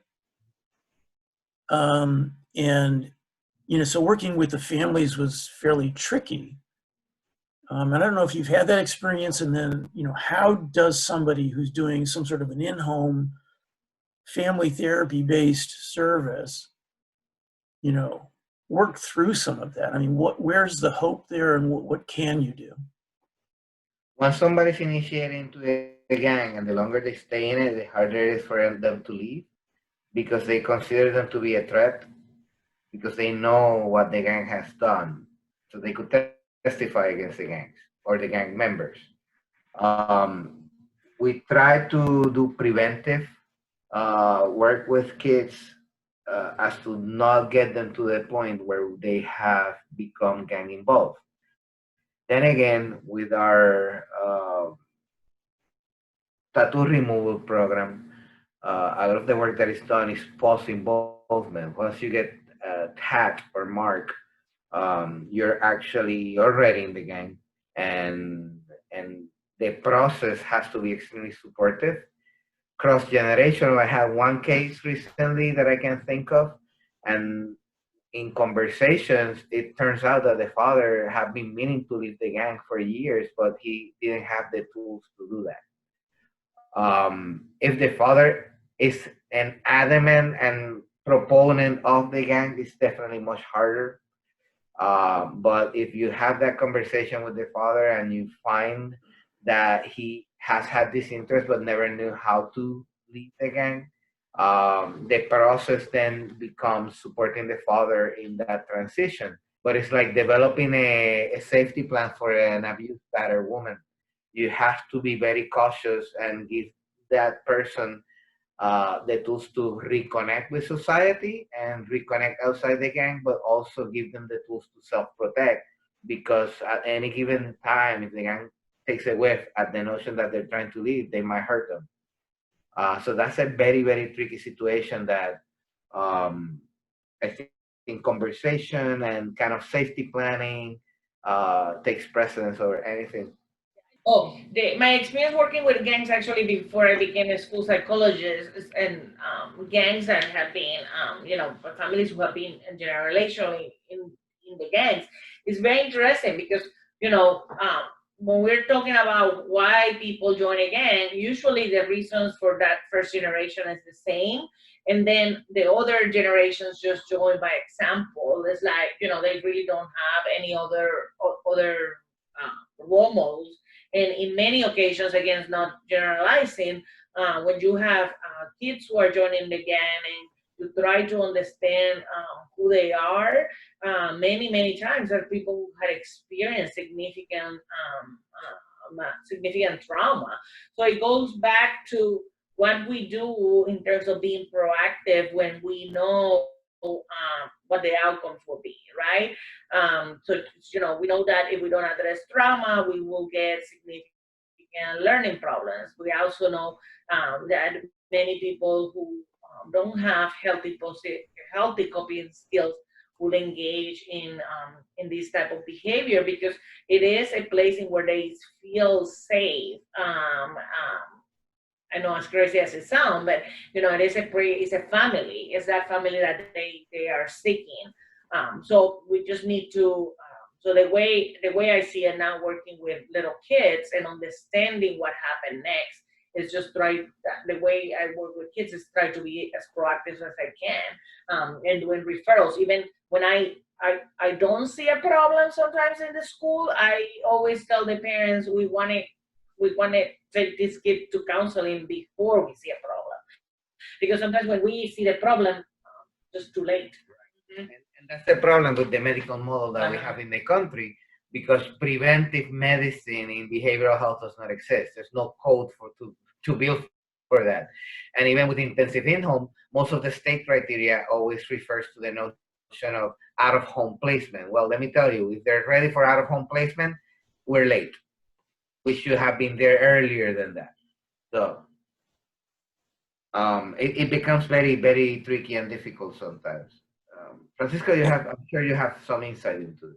Yeah, it's difficult when you have that multi-generational gang involvement, because like Dr. Marquez was saying, it might be a little bit too late in that aspect in terms of how do we help the child get out. They've grown up and that's their entire life. That is what is normal to them, and it's acceptable. It's been approved by their role models, their figures. So it's one of those things that you can't necessarily, at least I wouldn't, go in and challenge the father or the family members and be like, is this the type of life that you want for your child? Because it's somewhat what they've wanted for their child. And it's difficult, but it's what they've been doing. And you may have those situations, like Dr. Marquez was saying, where the father, maybe that's not what they want for the child, but I think it's more, the onus of admitting that is more on them than it is for us to kind of pull that out of them. Because in my opinion, you would just sever that relationship more by challenging and being like, what kind of a father are you? Or what kind of a family do you have here that you're pushing your child into a gang? Rather than maybe opening up and humanizing the individual that is in the gang and just trying to understand where they're coming from and why they got into it in the first place. You know, Francisco, related to that, I talk a little bit about the families, the secrets that go along with that, and that there might be some things that's kind of evident, but that doesn't mean you necessarily go poke at the hornet's nest. Mm-hmm. Absolutely. I think everyone who joins a gang for a reason. And things are complex, whether they're joining a gang here in the U.S. or they joined back in their country of origin. They may not have had much of a choice when joining in their country of origin, because that may have been more forced. Kids are being recruited at very young ages and being told, either you join us or we kill you. Whereas here, it may not be quite as violent as a recruiting tactic. So someone coming in from another country may have more opportunity or more of a desire to leave the gang than someone who joined here. But that's not always the case. It's not a one-size-fits-all answer. So I think it's difficult to kind of really figure it out, but it's definitely one of those things where you want to have that dialogue going. As long as the dialogue is taking place, I think there's an option to maybe further down the line establish how we can help you to get out if that's what they want. Thank you. So I guess I'll start with MS-13 a little bit. I included MS-13 in the slides because that's the one that seems to come up all the time. That's the one that everyone is familiar with in terms of that is the Latino gang. There's plenty of more. This is not the only one, but for whatever reason, MS-13 is the one that gets shouted out in the media all the time. So looking at MS-13, we have to understand that MS-13 is an American export to Latin America. MS-13 started in LA in the 80s. And like most gangs, it started off as a way of protecting individuals. They started off because they felt that they were being attacked by other minority groups. And they found that it would be better to stay together. But like most other gangs, they started doing things that are not acceptable, to make money, to establish dominance and all that. So with MS-13, it's one of the things that Central America has been plagued with the most in terms of, and this goes back to that political neglect that we were talking about earlier. The government is not helping its people. The gangs came in and said, okay, we'll help you, but you have to pay us. And they charge what they call rent, or renta, if you hear it from family members. And basically it's you give us money so that you don't get attacked by other criminal organizations. But what they mean is you pay us money so we don't attack you and you don't face something bad. So this is a reality for a lot of people in Latin American and in particular Central American countries. So you have a lot of these individuals who are facing that and are coming here to get away from that. But then you have families who are, like we mentioned earlier as well, who may need to work 2-3 jobs to establish quality of life here in the US, and then their kids are running away and joining the same gang. So there might be a lot of conflict between older family members who are saying, I came to the US to get away from gangs, and then this kid comes and joins a gang here because they don't have that family presence. So things get complicated when it comes to gangs. I included a link in the chat box to, I printed it out. It's this little article here. It's not very long.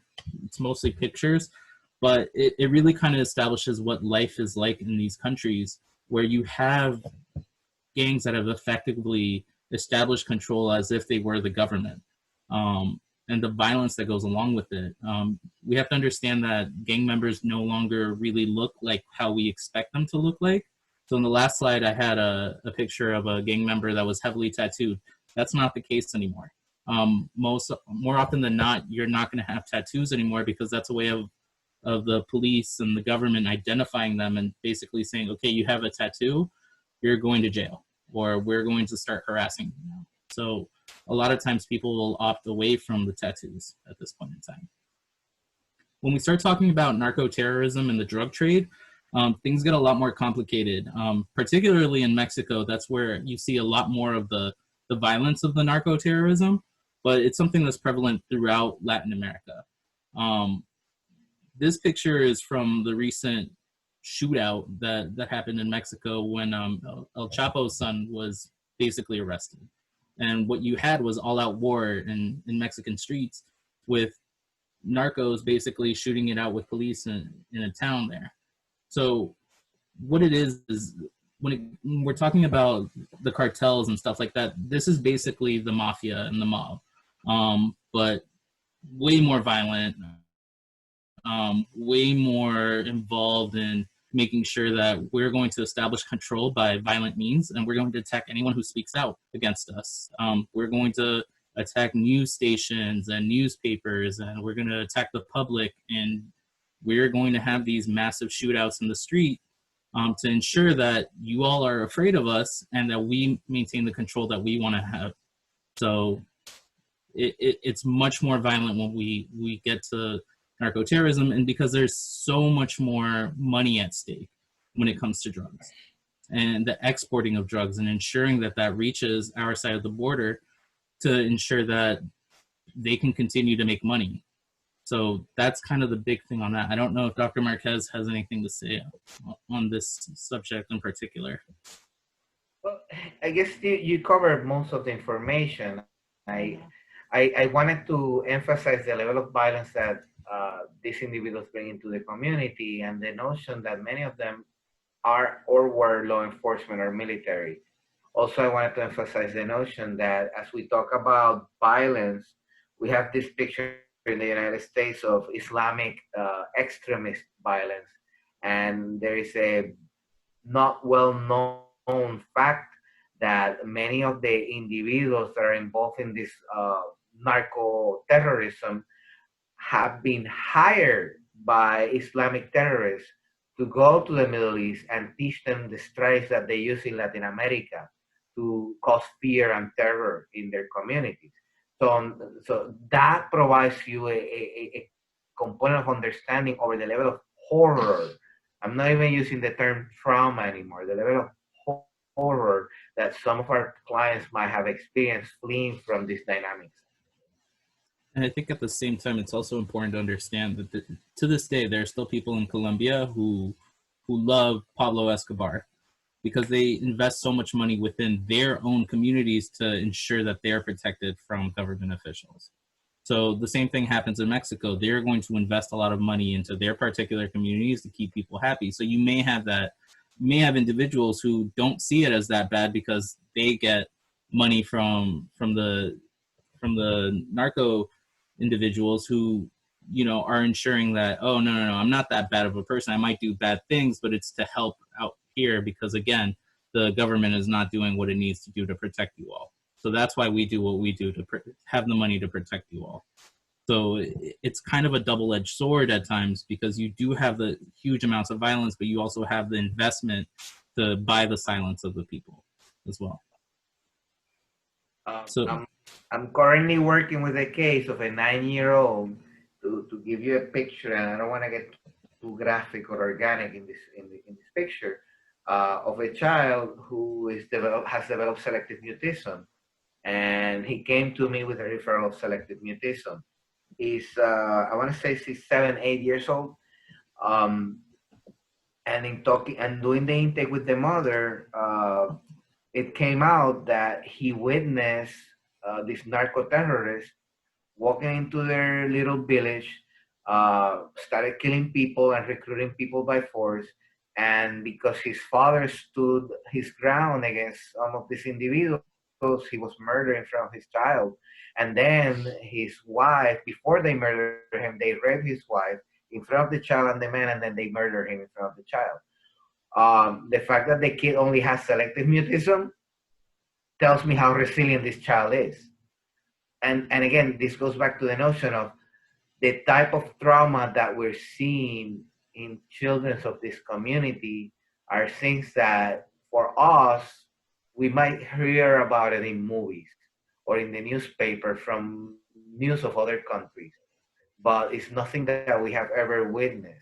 So we need to be mindful, and we need to be able to give space for these families to process and take this from a systems perspective, because if the mother is not well emotionally and she's struggling with her own emotional pain, it would be impossible for her to support her child in the process.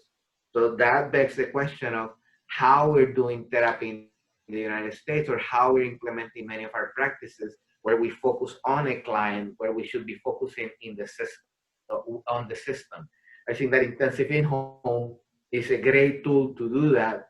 Same thing with CR2, because once you're in the home, you have the ability to connect with every single member of the household that is interested in the process of therapy. And that should be a goal and a standard of practice for anybody doing that type of community-based work. So when we look at human trafficking, this is going to be one of the few times that I'm going to read the bullet point exactly, but it's defined by the Department of Justice as a crime that involves exploiting a person for labor, services, or commercial sex. And that's important to understand and distinguish between what is human trafficking and what is something that many undocumented individuals engage in by hiring coyotes or guías to help them get across the border. Not everyone who hires a coyote has been human trafficked. A lot of people who do hire a coyote or a guía end up becoming human trafficked as part of the goal of the person that they hired, unfortunately. It's a sad reality of many of the individuals that are coming over, and that's why, and I'll talk about this a little bit more, that's why we are seeing the caravan groups start coming in instead of the individual coyotes or smaller groups that are taking place. Is there's safety in numbers. So human trafficking is something that definitely does happen within many people's journey to come to the border to end up paying for the journey.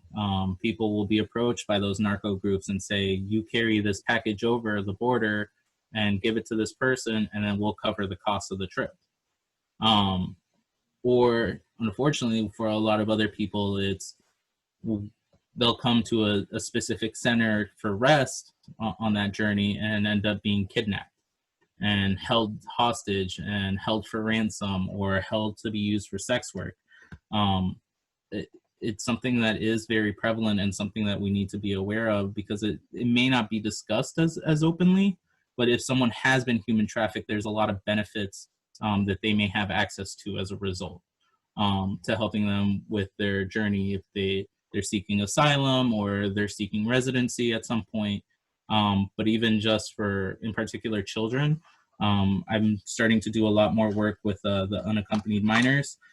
So there's a lot of benefits that they have access to if they have been human trafficked. And there's a lot of different components that go into that. It's something that I definitely recommend looking more into in terms of what exactly qualifies as human trafficking. I'll see if I can share some links to that. I'm not necessarily sure about that yet, but I'll try to get back. And if anybody has any questions, feel free to reach out.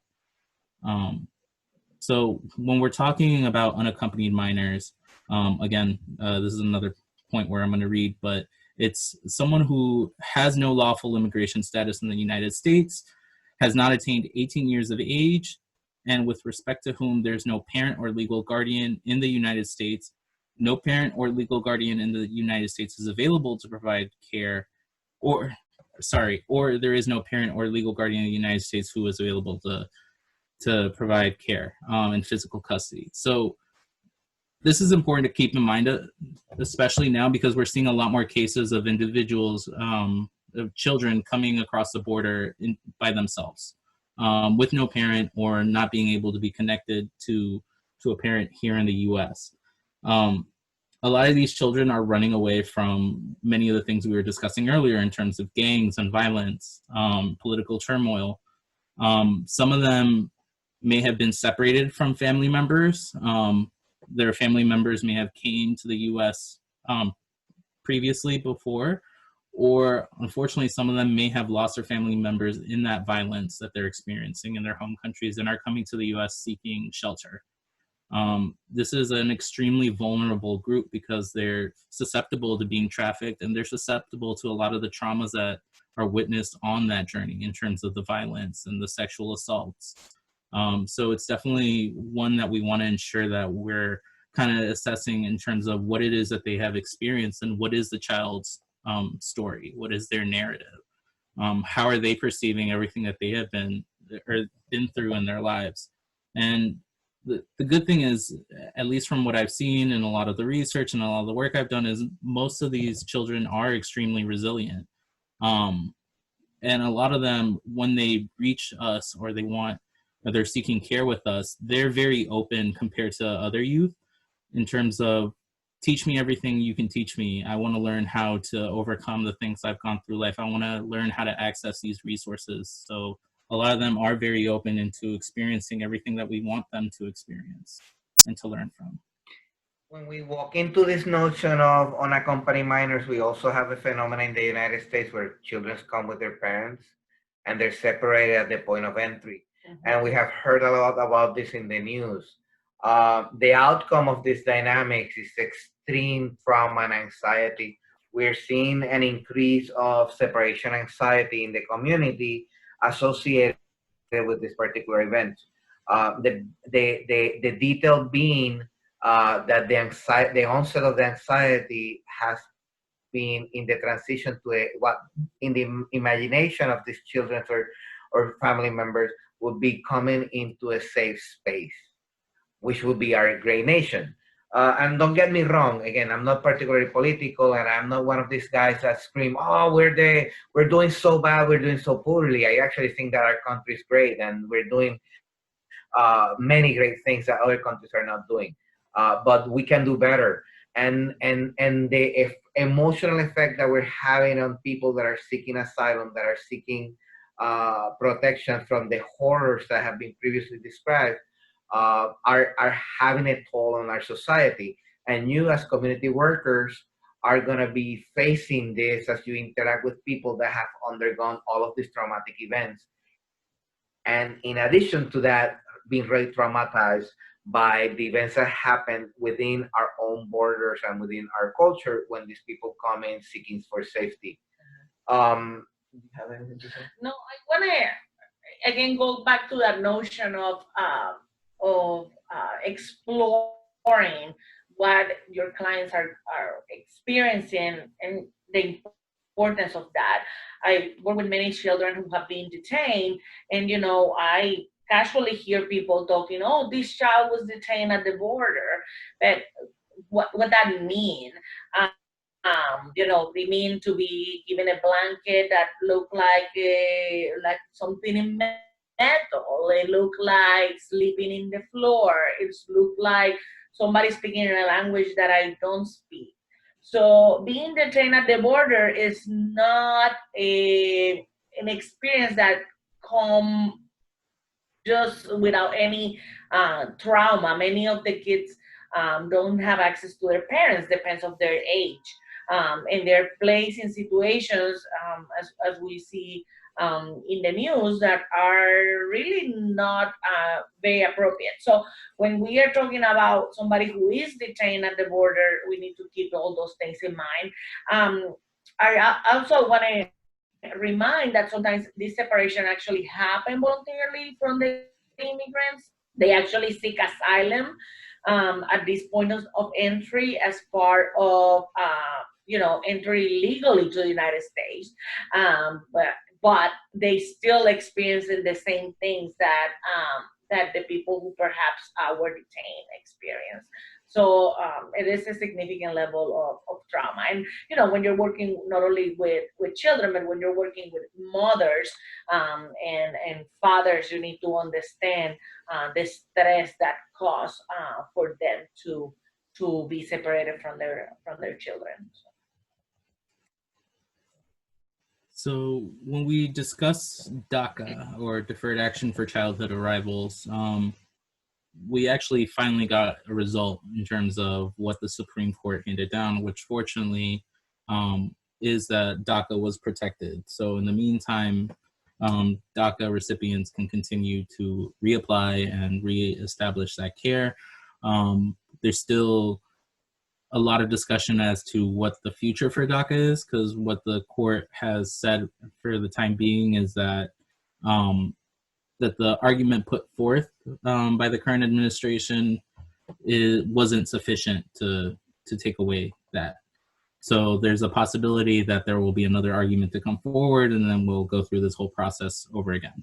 But what Daca is, it's a rule that was put in by President Obama, and it's a protection for people who were brought here at a young age and are students. And for most of the life of these recipients, the U.S. has been their only country that they know or that they've grown up with.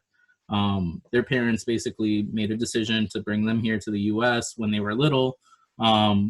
So they were brought here, they've grown up here. As far as they know, they've grown up American, just like anyone else.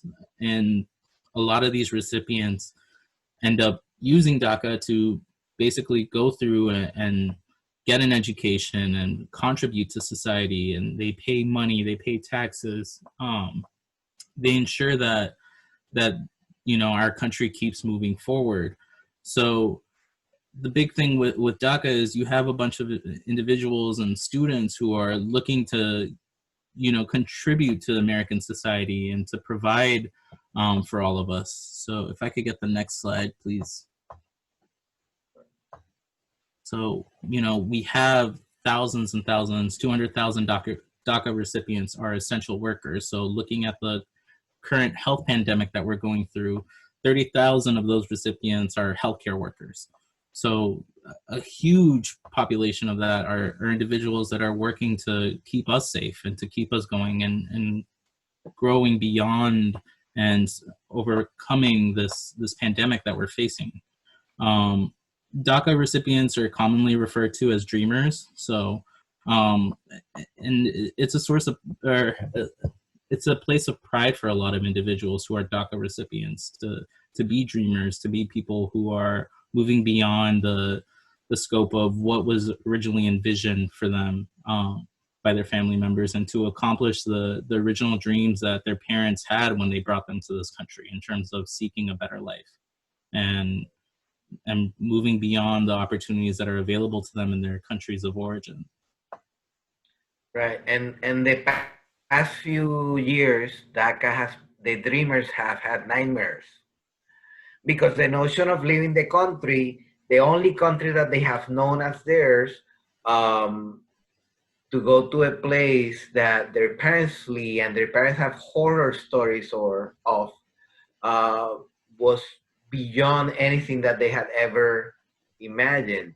So again, in the community that we're seeing, there's an incredible increase of anxiety, panic disorder, depression, even vicarious trauma, which is a phenomena that is usually seen only in therapists.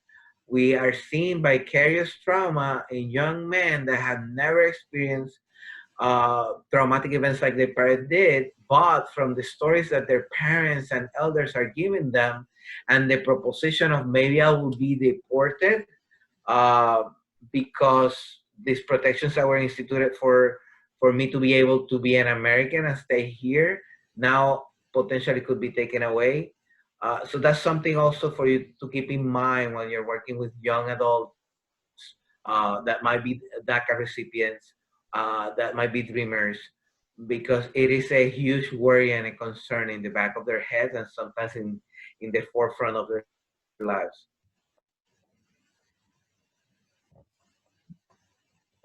So yeah, go ahead. So when we're talking about deportation and raids, they're a source of constant stress for many families, in particular the undocumented families, because it's a huge source of risk as to whether or not family members are going to remain unified. So as I mentioned earlier, kids may have grown up and hearing their parents give them a version of what happens within the Black community in terms of the talk. The idea of there may come a time when the police may take me away and I won't come back, so this is what you need to do to stay safe, and this is who you need to contact. So a lot of these children are going to grow up thinking, you know, there's a risk that I might never see my father or my mother, and they might just disappear, and I'm going to grow up without anyone, and what do I do now? So it becomes a constant stress for these children to live under that fear, and it's definitely a source of trauma.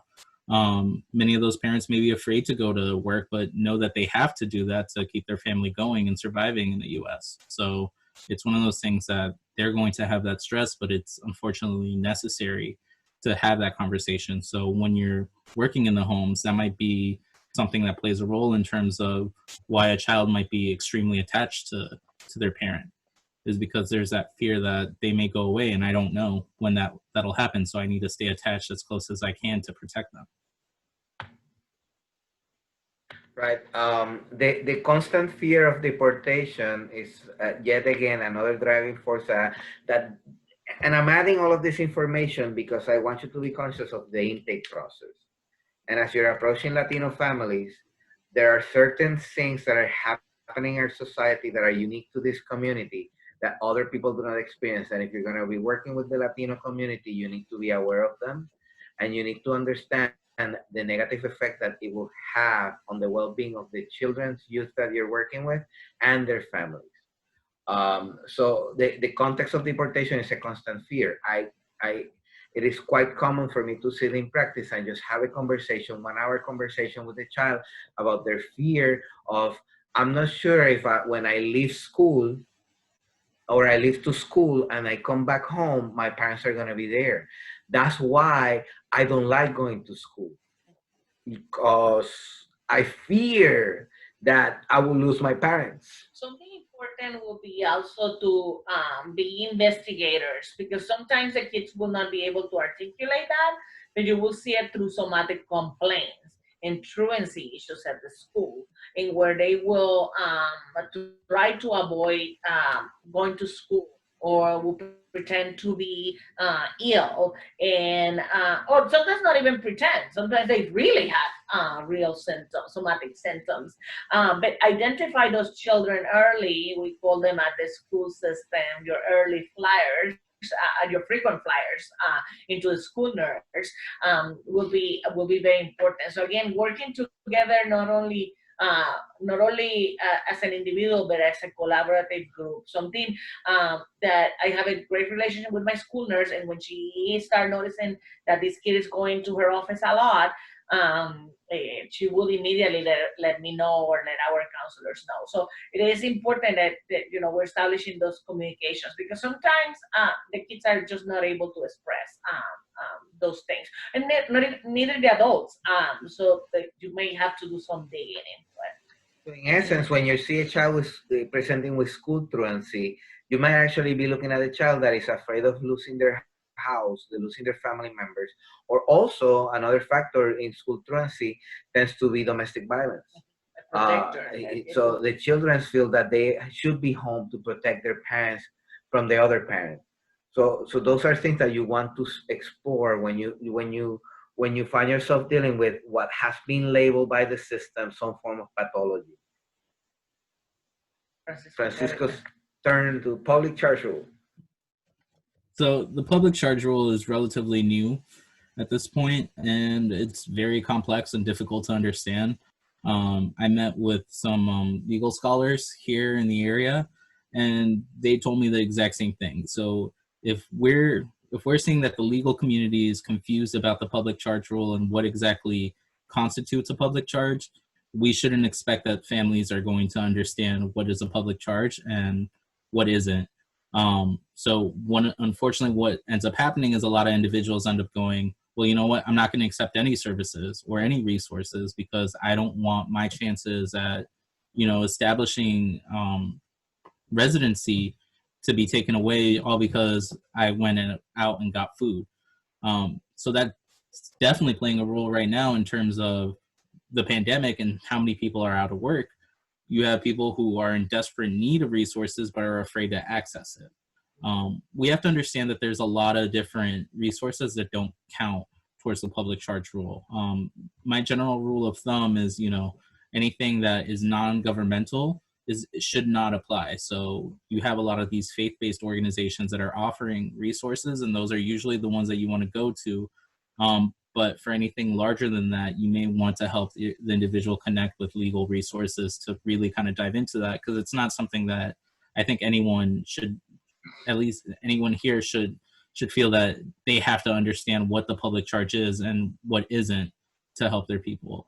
I think it's something we need to continue to research and look into, but understand that there are resources for us to help connect people to better understand that. So when we're looking at COVID right now, it's something that's affecting everyone. And in particular, it is affecting the Latinx community because of maybe their legal status within the US and how they're accessing resources. But it's something that we're seeing in places like California. It's disproportionately affecting the Latinx community, and they are the ones that are being most impacted and infected with the coronavirus. Right. Also here in Virginia, we're seeing the same dynamic. In a region where one of my practices lies, which is called Manassas, which is prominently a Latino community, we have been labeled a hotspot for COVID-19, and we have the highest rate of cases in that particular community. One, due to lack of access to care. Two, due to lack of education. Three, due to lack of environmental hygiene. And four, because people were never able to go in quarantine. The people in these communities, as Francisco was mentioning before, do not access services in the community, do not access Medicaid, do not access unemployment, have no legal access to it in many cases. And those that sometimes might have access to some governmental services prefer not to, because it will impact their ability to gain some form of legal status in the country. So having said that, what often comes around as a statement that, oh, this community is a burden to our economics, that is actually a social fallacy. It's not accurate at all. On the contrary, these individuals pay taxes in the community. Many of the IRS provides them with a number to pay taxes if they want to work. They rent houses. They purchase in the community with the money that they get from their jobs. So the flip side to that is that while they're doing all of those things, they're finding themselves not able to access their care that they need. Community health centers like the one I work with, we had to become do alternative ways of approaching the community so people will come. So we started doing COVID-19 testing for free. We started providing therapy sessions for people for free. We started allowing access to our physicians also for free. And we actually end up developing a food pantry at the centers because people were at one point or another completely unemployed. Nobody wanted nobody, when everybody else was quarantined and not allowing these people to go to their houses and cut their grass or do their cleaning of their household or work in their fixing their houses and things of that nature, these people end up all of a sudden without any type of income and unable to access any resources to sustain them stable. Or in the flip side, some of them were the ones who were working. They were the cooks at the restaurants. They were the people who were picking fruits and vegetables and supplementing the grocery stores. So they never quarantined for those reasons. So just keep that in mind when we talk about those issues with the Latino community and COVID. All right, so we're about to walk into the world of interventions, which is what everybody has been waiting for. And I want to check if anybody has questions with what we have proposed. I've tried to make a point in most of the slides to connect everything to intake or to initial assessment and ongoing assessment. I want to emphasize on that notion of your assessment never ends, and you should always be exploring and asking questions and become a detective. Because we have I think Gisela mentioned or Rick mentioned the idea of secrets. Family secrets are extensive within the Latino community. And I found myself doing an intake, and 3 months after the intake, a huge secret comes out of some form of domestic violence or some form of pedophilic event or some form of child molestation event that was never discussed before. And it was not until the family felt safe with me and trusted that I was not going to harm them in any way that they actually came out and said, you know, we have this family secret that I need to share to see if we can get some guidance from you. So any questions? No hands raised. We go into interventions. You want to start? No, Francisco, you want to start with this? I can start this. So I think a big thing within the Latino community is, you know, understanding what are the do's and the don'ts with language and certain things. When working with clients, we shouldn't be referring to them as illegal. That's just offensive and insensitive, at least from my point of view. Somebody can be undocumented, but they're not illegal. I don't think that that's a term that we should be using at all. And even with that, so a lot of work with the government is calling them alien children, which to me sounds a little strange as well. It's not the term that I would use either. So it's taking a step back to reflect on what language we're using, and are we humanizing the individuals that we're working with, or are we furthering the problems and the stigmatization by using certain language that kind of alienates individuals. So just taking a step back to kind of realize what language are we using, and is it offensive? Is it not offensive? So, and to take it away from just the Latinx community. It's something that is ongoing, and we're going to continue to learn. So even something like that's very prominent right now is asking people what their preferred pronouns are, rather than just asking them, what are your pronouns? They're not preferred pronouns, it's what are their pronouns? Because when we use things like preferred pronouns, we're assuming that there's other pronouns that they should be using. So language plays a huge role in how we discuss and talk with people. We also have to be aware that a lot of the individuals we encounter may not have had a lot of education in their home countries. The education system in most of Latin America is not very developed. And I think you make it up to around 6th grade before you have to start paying money to start going to school. So there is no free education. And a lot of people are going to grow up on farms where they weren't actually participating in any education. So they may not know how to read or how to write. So we can't just assume that if we give someone a document and tell them, here are the resources, or here's the exercises that you need to do to get better, that they're going to know what that is or what it means. So a lot of times we want to sit down and we want to go through the different documents with them and make sure that they understand, okay, this is what this is, and this is why I'm giving it to you. Can you do this, or would you like some help? One of the big things that I worked in a health clinic doing just initial point of care work with a lot of individuals, it was, don't give someone a piece of paper, actually complete and do a warm handoff. You have to make the phone call with them, make the appointment with them, show them, okay, this is where that location is. Do you think you can get there? Do you have transportation, or do we need to find another source or another way to get you there? How can we help you to make sure you go through with this? Because if you give someone a document and tell them, okay, this is a list of food pantries in the area and this is how you go and get the food, a lot of families are not going to go out and get that because they may not feel that they should be accessing those resources, or they may not be able to get it. I wanna use an example of a case that I was working with during COVID, and that just showed all what Francisco said in a real situation. I'm working with a family of 2 parents, 2 children, 3 children. Dad had to stop working because of coronavirus. Mom was working sporadically, so they lost income. The children are not going to school. 2 of the 3 children receive special education services, so accessing is already difficult for them.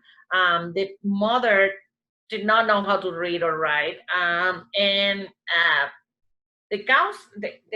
I reached out to the teacher to see if the kid had been connecting. So this is how I started the referral. It was not even the teacher connecting to me. I connect to the teacher and said, hey, I want to follow up on this student. And he said, well, he had not connected to the internet since we started.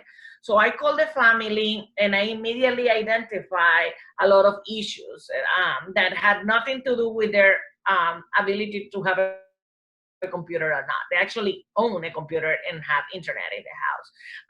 But all the documentation the school was sending home nobody could read it, because the school assumed that they would send the documentation in Spanish, but the parents were illiterate, the kids didn't read Spanish, so nobody was able to know what the school sent.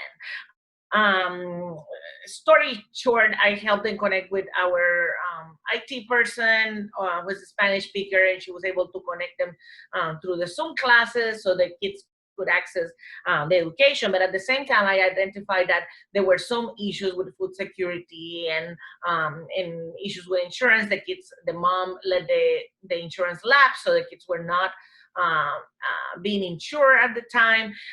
So I had a team meeting with the teacher, the counselor, and something they said is like, well, we send the resources home. And I said, well, it doesn't matter. Like, they sent a list of food pantries. Mom was not accessing, but it was not until I connect mom with one of my friends who's a Spanish speaker from the same country that she is, that she accessed that food pantry. So keep those things in mind. Sometimes you do have to, as Francis was saying, kind of bend the rules sometimes, and be a little bit more active and proactive in terms of supporting these families, because otherwise she will not have access all those things.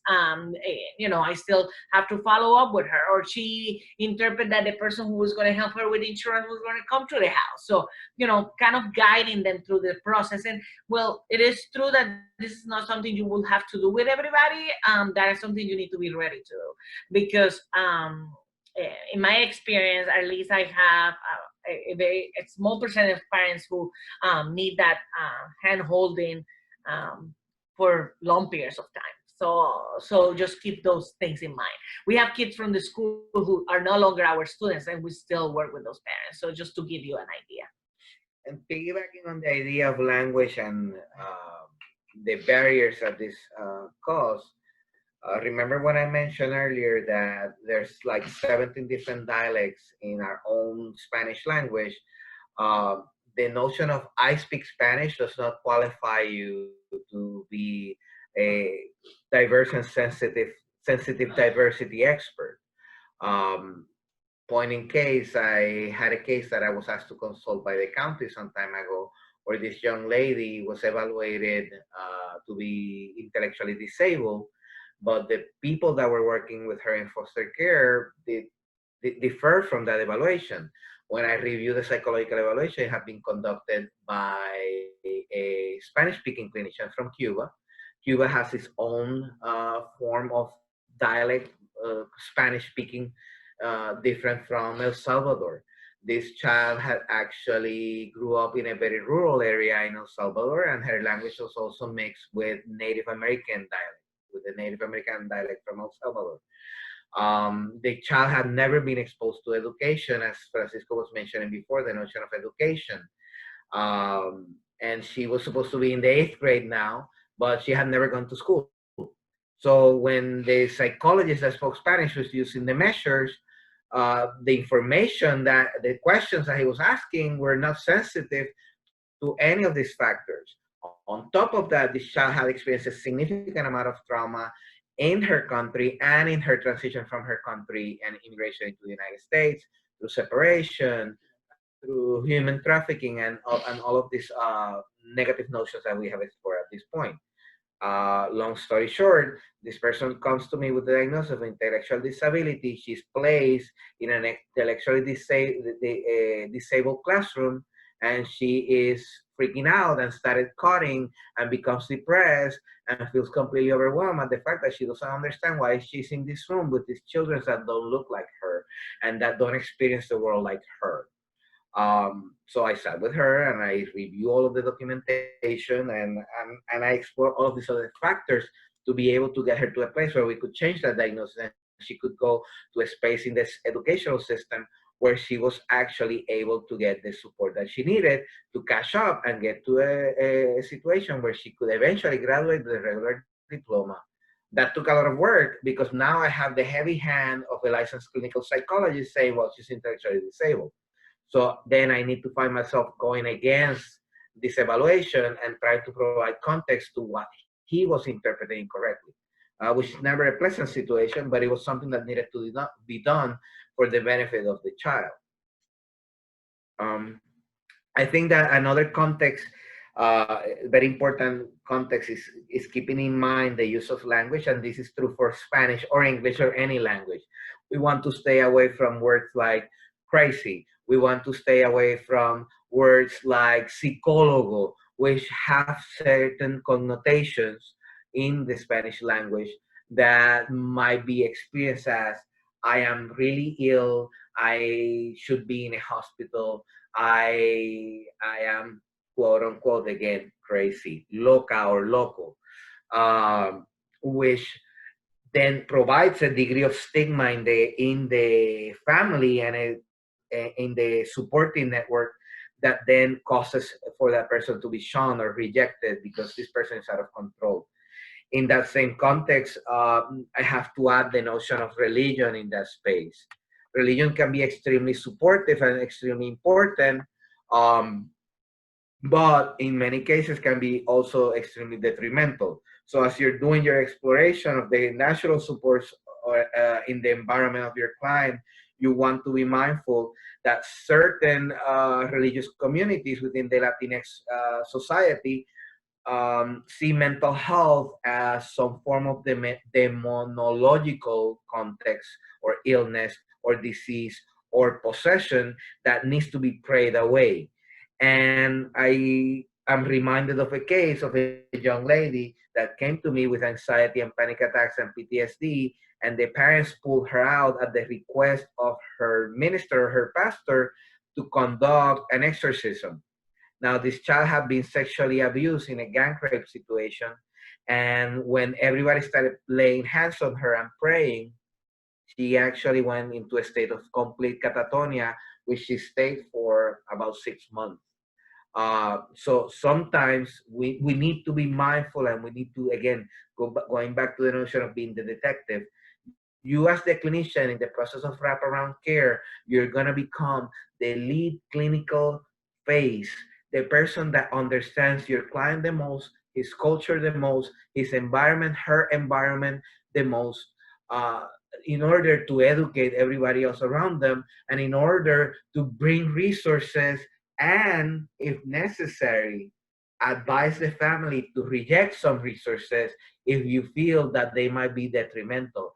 At the end of the story, it's going to be the parents and your clients' decision if they want to take on or reject any resources. But if you have a clear understanding of the consequences, the pros and cons, and you understand the wraparound environment, the social supports of your client, you will be able to provide at least some degree of guidance that would make sense. Another aspect of language is also Google Translate.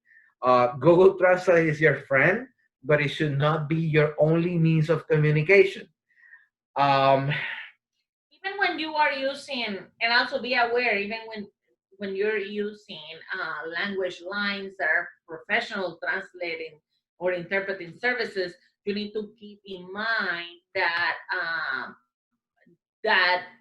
perhaps all these aspects of cultural differences and language difference perhaps will impact our ability to communicate with those clients. So if you're not sure of what the person is saying, just make sure that you ask those questions. It is perfectly okay. If you watch the video about the first part of the presentation, I tell a story where I talked to a lady from El Salvador for a whole hour, and I really didn't know what she told me. Of course, that's my first encounter with her. That was my first ever experience working with somebody from Latin America, and I was not aware of the difference. So, but that really shaped my practice, because I went back into my office and I had no clue what she told me. I know.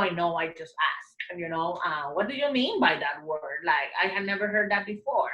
And you actually to open the conversation to teach the person, okay, oh, so this is how they call it in your country, so this is how they call it in my country. That to understand, I'm not asking you to be disrespectful or make you feel less. I'm just asking you because I want to help you and I want to have a better understanding. So just keep those things in mind when you're using any kind of translation services, either those apps that are available or any service, because sometimes I do find myself trying to correct the interpreter sometimes because what is being communicated is not exactly what we're trying to say. I have a question. So when you're safety planning with families who speak a different language, what are some of the tips that you can give us as professionals around doing it the best way possible? Because there could be all kinds of language differences. In terms of language, we are in an incredible space now. I've traveled most of the world, and it used to be very difficult to have a little book where I had to look for the words, and by the time I actually was done finding the word that I was trying to say, the person had walked away from me. Nowadays, we have all these great apps at hand that translate and interpret for us. What we want to do is confirm, and by the affective response of the individual, you will know if they're understanding you, right? So it's not that we should not use these tools that we have available to us, but it's the notion of being cognizant that some of these tools do not necessarily translate to the language, even though they're Spanish. Many of the modern tools actually have differentiation of Puerto Rican Spanish, Mexican Spanish, Salvadorian Spanish. And when you start typing and translating, you will see that if you compare one with the other, you will see that they're actually changing the different sentences or word structures to accommodate the cultural differences in language. I think that in terms of safety planning and language, the best resource is really an interpreting line. If that's not available, or a clinician that speaks Spanish and is willing to collaborate with you in the process is not available, using different tools and trying to identify people in the community that are resources to the family that speak English is also another great tool. In absence of that, if you have to do it in isolation, having already language translated documents that you have, one in English and then one in Spanish. And I think, Rick, you and I worked on that some time ago, and in developing some of those tools for the people that work under the models that you have developed, so they can access them and have them and be able to go through the documents and develop and effectively look at one in Spanish and one in English. What are you doing?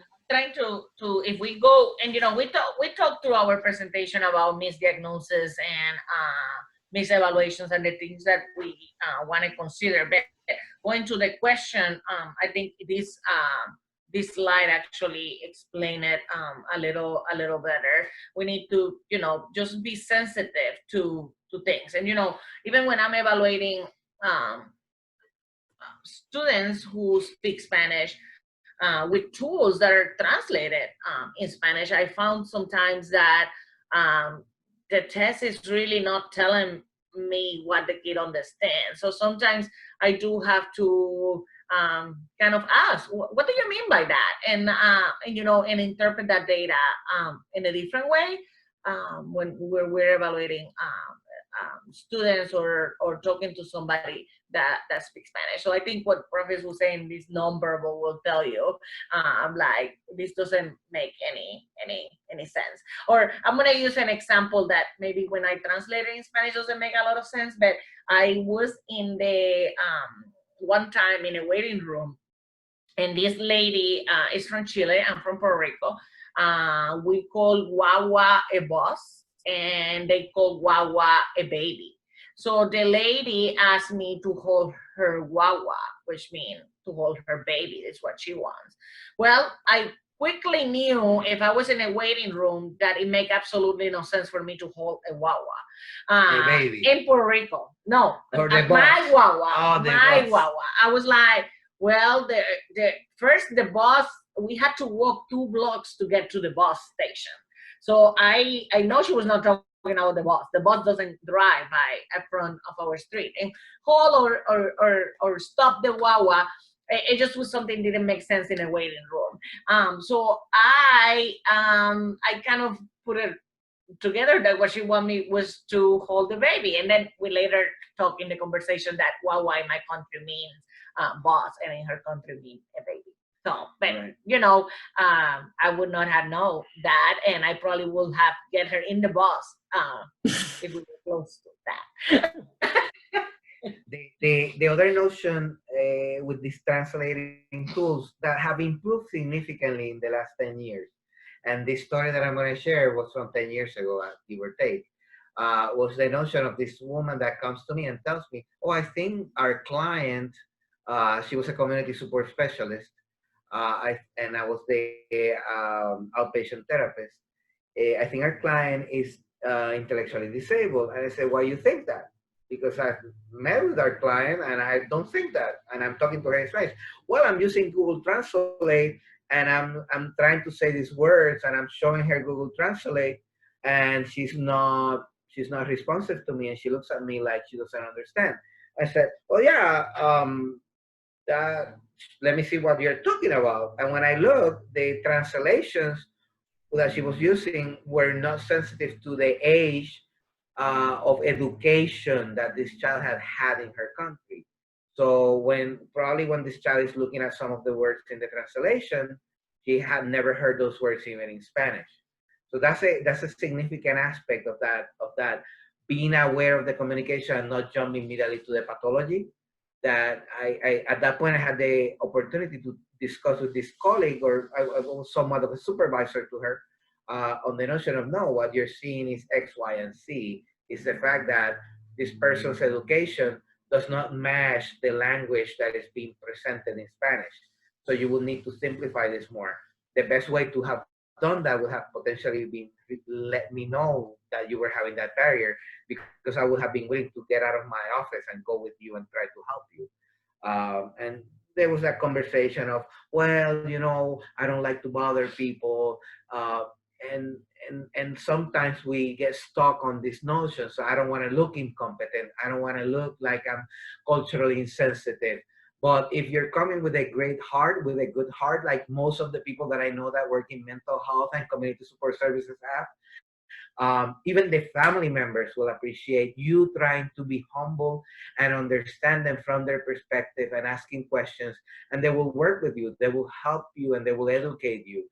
And I think that's the biggest component of cultural humility that people need to start embracing in our field.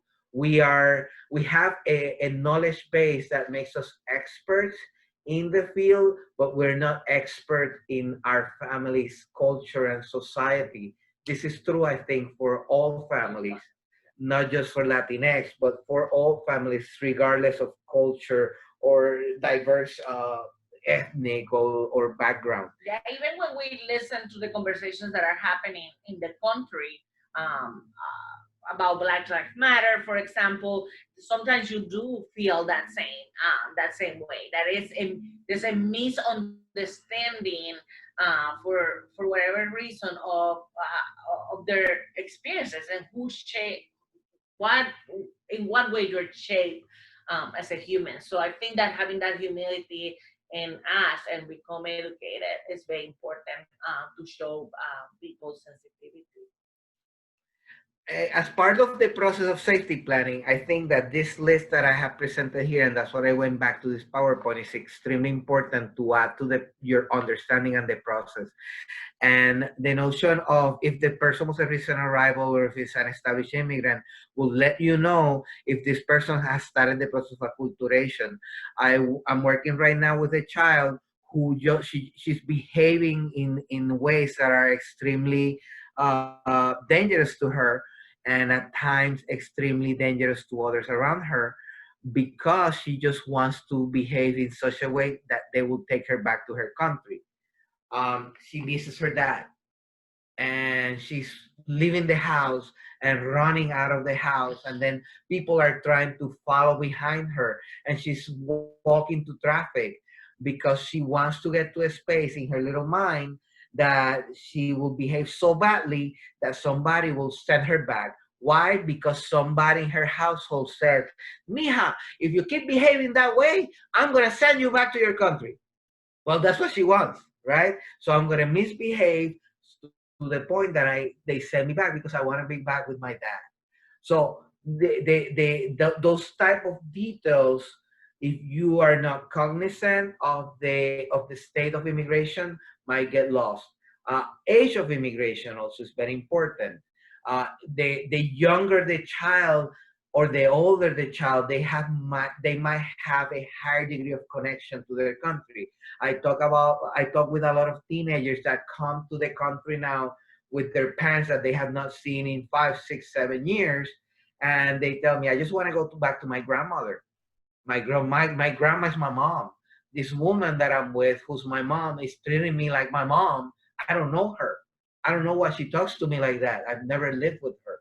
So it's extremely frustrating, and it creates a cultural gap between the parent and the client and the child and the teenager.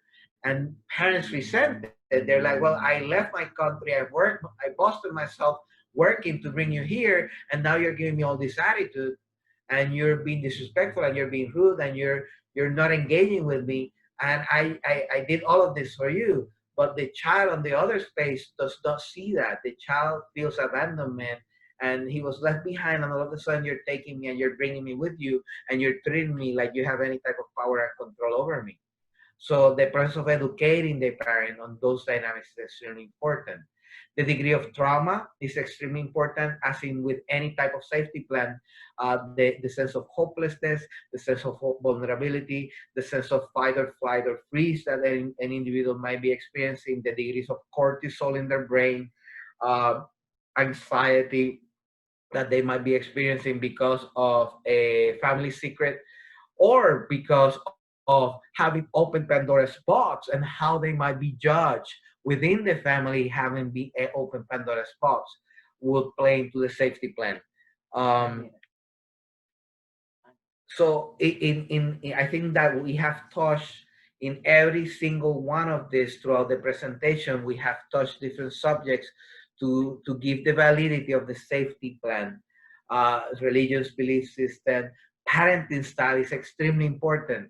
Sometimes I see safety plans that when I review them to sign them, I'm like, well, this parent doesn't have the ability or the capacity to follow through with the recommendations that you're making. What did you put in as a contingency plan, or what was the conversation of education that you had with the parent to ensure that they will be able to follow through with that, or what other supports you have? In the wraparound model, you have the context of working with other family members and other members of the social group of the family to support them. So that's where you tap into all of those. If you use Dr. Chepler's safety plan model, you will see that there's purposely different areas where you can write additional support. Those should never go empty, and you should communicate with those individuals in order to ensure that they are connected and they're playing out of the same rule book that you are, and the other people and the family and the other clinicians should also be aware and have copy of those documents, so they will know what their role is. I'm a strong proponent or believer in wraparound meetings or family team meetings, where the family leads and the parents are present and the child or teenager is present, for their voice to be heard and respected through the process, but also where other natural support systems are present. If there's a coach or a teacher or a counselor or a minister or a pastor or a priest that is willing to be there and support the family, you should invite them. And most importantly, on that sense, you should be the clinical voice, but you should also be a clinician and listen in that process of wraparound team meeting. Rapport building is a key component. Come to a space with the Latinx family or with any family where you're not, again, cultural humility. You are not the expert that is coming to save. You are a guide, perhaps. I use the analogy when I talk with people with depression of, so right now you've been walking through this dark tunnel and you might be missing the beauty of the tunnel. Let me light up this lighter, or let me light up this candle, so we can work together to get you into a place where you can see the beauty around you. So I think that translates very well in the notion of coming into the household of a family to provide support as a community support specialist or intensive in-home specialist or crisis intervention specialist. Coming to the household, understanding that you're just bringing a light, but it's really your role to guide and support. And sometimes people use the word hand holding. I don't ever use the word hand holding. If the person needs a higher level of support to get through the tunnel, that's what needs to happen. And that in no way, shape, or form speaks illy of you, or speaks illy of what you're doing for the family, or speaks illy for the family. As a therapist, a outpatient therapist, even now, I do a lot of case management work where I sit with parents and I sit with teams and I call different systems and I help them and I coach them through different calls and I educate them through the process. So that should be something that you should not be afraid to do. As a matter of fact, I think it should be front and center in your practice. In terms of alternative practice, I do a lot of yoga work, grounding work, centering work with people that have anxiety, depression, PTSD, anger management. Don't be afraid to learn and expand your toolbox to accommodate these alternative practices because the evidence now supports it. Talk therapy alone will not have the benefit that a combination approach of alternative therapy, talk therapy, and medication will have. If the notion of playing a drum with your client or sitting down in the floor and coloring with your client, or my favorite is Uno therapy, like the Uno card game, that is your best friend in therapy. I see sometimes therapists that buy these complex games that are intended, or toys, or that are intended to be like specially therapy tools. Listen, the simpler the better, because not only you can teach that person to associate that with relaxation and safety, you can teach the parents to engage with their children and the teenagers. There is no better experience for a parent and a teen that are disconnected to sit together and put a puzzle together. And you sit there and you just put the top puzzle with them. So in that sense, all of those simple tools that we sometimes see as, well, I'm not gonna get paid to just do play Uno with my client. Well, it is the context of how you write it, and it's the context how you use it to improve the relationship. You will see in the presentation when you receive a copy that there are some other slides that, although we didn't show, then actually just reflect what we were just speaking about. They're a little heavy in language, but we did that on purpose, because if you print the slides that you see, the slides, you will have the complete information that you need.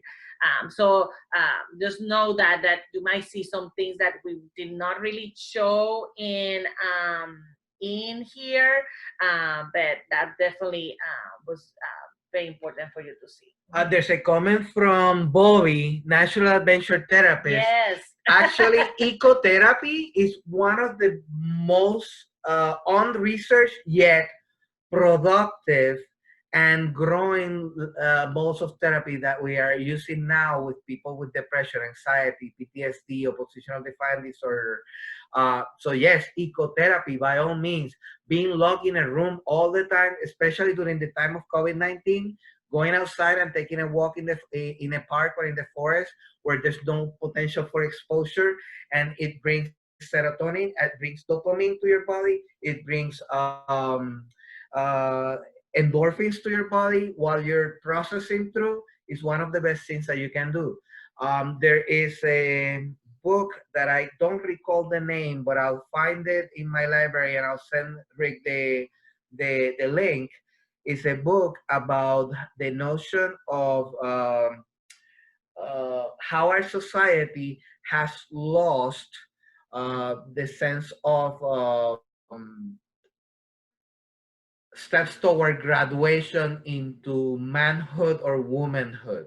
So many of our tribal cultures used to have, what do they call this? The name escapes me all of a sudden. They used to have rituals to mark a stage in the life of a child into teenagehood and then into adulthood. This will happen through going out on a hunt or going out into the wilderness. And this type of activities have been lost to our culture. And this researcher, this book, started using similar activities with teenagers to help them get to a space where they will feel that they were moving forward in life and taking steps toward adulthood. There's a comment here. Heroes' journeys, transition, rituals. Yeah, the researcher uses a term that is escaping me right now, but I'll look for the book. I think it's in my office library, and I will share it with Rick so he can share it with everybody. And that's something that we're trying to integrate to our practice. I think integration is, and understanding trauma is definitely your key to success. But in the schools we have yoga mattress in every classroom, and those are the things that we give the kids as tools. We also let the people that we work with respectfully to choose what works for them. And Ramphis have a long history, a long story about sounds, and I told him he need to write a paper about this and how sounds work with people differently with biofeedback. But just keep in mind that your client is always in control, and on this and know them knowing that you're trying to understand who they are is the key for success. And I'm flushing through the slides, and everything that I'm seeing in them we've covered at one point or another of the presentation. My intent was at the time I figured it was not going to be enough, so I kind of put everything on top of different aspects of the earlier presentation, so you will see what was the relevance and the connection between the two. But you will have the PowerPoint with the detailed information to go over. Feel free to actually email me or try to if you have any questions, contact me through Rick. I know that we're a little bit 5 minutes over the expected time, 6 minutes over the expected time, but I just wanted to open the forum. If anybody had specific comments that they wanted to share, or any positive feedback or negative feedback, would they both about the presentation, since that you would have liked to have seen. I think that Rick and I have talked about doing other modules like this in the future. So, or just any comments on what we discussed today. Feel free to unmute yourself and just share with the group. Ramphis, we actually have a few more minutes, so that's okay. And I do have a question about teaching parenting skills and things to be careful about, and what might work best when you're thinking about, education around parenting or behavior management, working with Latino families. Yes. I actually know exactly where you're going with that. So, and that's something that we did not touch, and I think it's extremely important and extremely relevant. Physical punishment is a norm in the Latino community. La chancleta, la correa, the belt, and the sandal are an endearing term of parenting.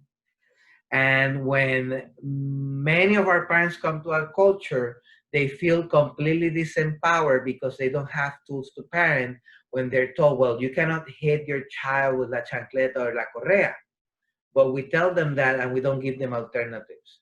So in the process of working with your patients, with your clients, you need to be aware that CPS should not be the first thing that you think about, should be education. Sadly, we are mandated reporters, and we will need to call CPS if there's an incident of abuse. And let's understand abuse, at least you need to be familiar with your laws in your state. In the state of Virginia, physical punishment is not illegal as long as it's not done abusively with a belt or an instrument and leaves marks. So a parent can spank their child, for example, but a parent cannot hit them with la cuchara, with the spoon, or with the belt or la chancleta. So I'm not a proponent of physical punishment, but I am a proponent of sitting down with parents and teaching them other alternative strategies to parenting and correcting behavior. Sadly, if a parent has been using a physical punishment as a only tool for a long time, the child will have a hard time responding to other alternative strategies, and they might actually feel like they don't need to listen to the parent, and the parent will get frustrated, and they will feel disempowered, and they will feel that their hands have been tied in terms of managing the behavior of their children. And that's why you need to continue to work with the parent on expanding their toolbox. I do a lot of let's sit down with your child and see from your child's perspective what will be a fair punishment and what will be a painful punishment that will cause them to say, you know, I feel bad about what I did. And I'm talking about not physical pain. I'm talking about the notion of pain as in kids when their DS gets taken away from them or their cell phone gets taken away from them are like, oh my God, the world has ended. There's a context to that, especially with the context of cell phone, because that has become the only connection that most of our kids have with the world nowadays. But in that sense, I try to make everything a collaborative process of the parent and the child. Also, particularly with parents that have not been with the children for a long time because they have transitioned to the United States earlier than their children, and now the family reintegration process is happening. I think that is extremely important in that process. So expanding their toolbox, reviewing the toolbox to see the benefits and the positive and the effect that the strategies that you're giving, I think is extremely important. Did I answer that question, Rick?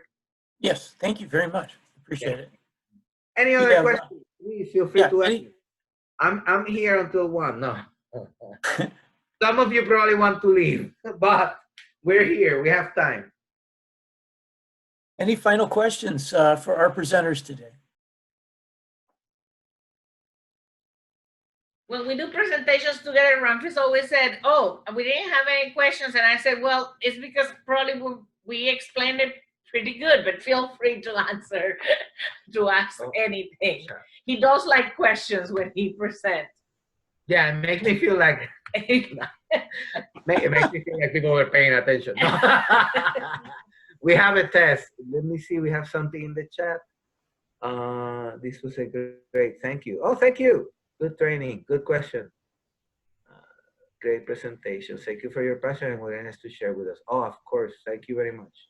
And you know, just keep in mind that when you go and perhaps some of these things that we are sharing, there's really not a lot of research to support it. We are doing this based on our experience, working with families and knowing what works, what does not work. So I think the key word that I want everybody to take is the word sensibility. And this is something you can apply to any community you work with. Once you put that in the work you do, everything else is just easier. Right, and not to correct or nitpick what Gisela says, everything that we have shared has supported research behind it. There is not extensive research around it, because not a lot of people are actively engaged in the community to the degree that people that are publishing on these subjects might be. So there's a small subgroup of people that are starting to publish and conduct research and present this information into the community. And there is growing and amassing amount of evidence to support all of these theorems that we're presenting to you today. Thank you. I do have one question, another question. I know that your training has been all around the clinical end, and thank you, because we need it. But there's some of us on the line that's at a state level. Have you done any work around advocacy at the higher level. Yes. Could you talk a little bit about that? Right. So immediately the first context of a notion that I have is the pipeline to incarceration, the pipeline to school desertion, and how that then puts a significant amount of dollars into the government, causes an extreme expense to the government. So I did a lot of work in this, presenting to the powers that be, politicians and individuals in governmental levels that have power and manage budget, presenting the idea that greater degree of education and training at the macro level and at the micro level would have a significant impact in saving money on the long term. In terms of the state budget, in terms of the county budget. Example, right now we are working with the Prince William County on expanding the knowledge of ACEs at the school level and across all major governmental agencies that provide health services or human services. And there have been some degree of pushback from people saying, well, I'm not a clinician, why do I need to learn ACEs? The notion of understanding ACEs will improve the quality of care that is being provided to the community, and it will improve the mental health of the community. It will also decrease the amount of special education services needed to be put in place for people if people at the let's say average level have the capacity to understand what they're seeing and be able to help and support what they're seeing. So school desertion decreases significantly with that notion, because now you stop pathologizing behaviors, you stop criminalizing behaviors, and you start observing behaviors from the point of view of adaptation. And you start giving the proper resources in that sense to the children. I have tons of PowerPoints on the amount of money that can be saved just by preventive care measures. Yeah, we also very involved in Virginia. Graham Phasmotos had worked with senators at the local level And the governor. Into sharing this message. Unfortunately, this is something that takes time. We also had done a large amount of advocacy, specifically in the topic of mental health and education in Puerto Rico in Congress.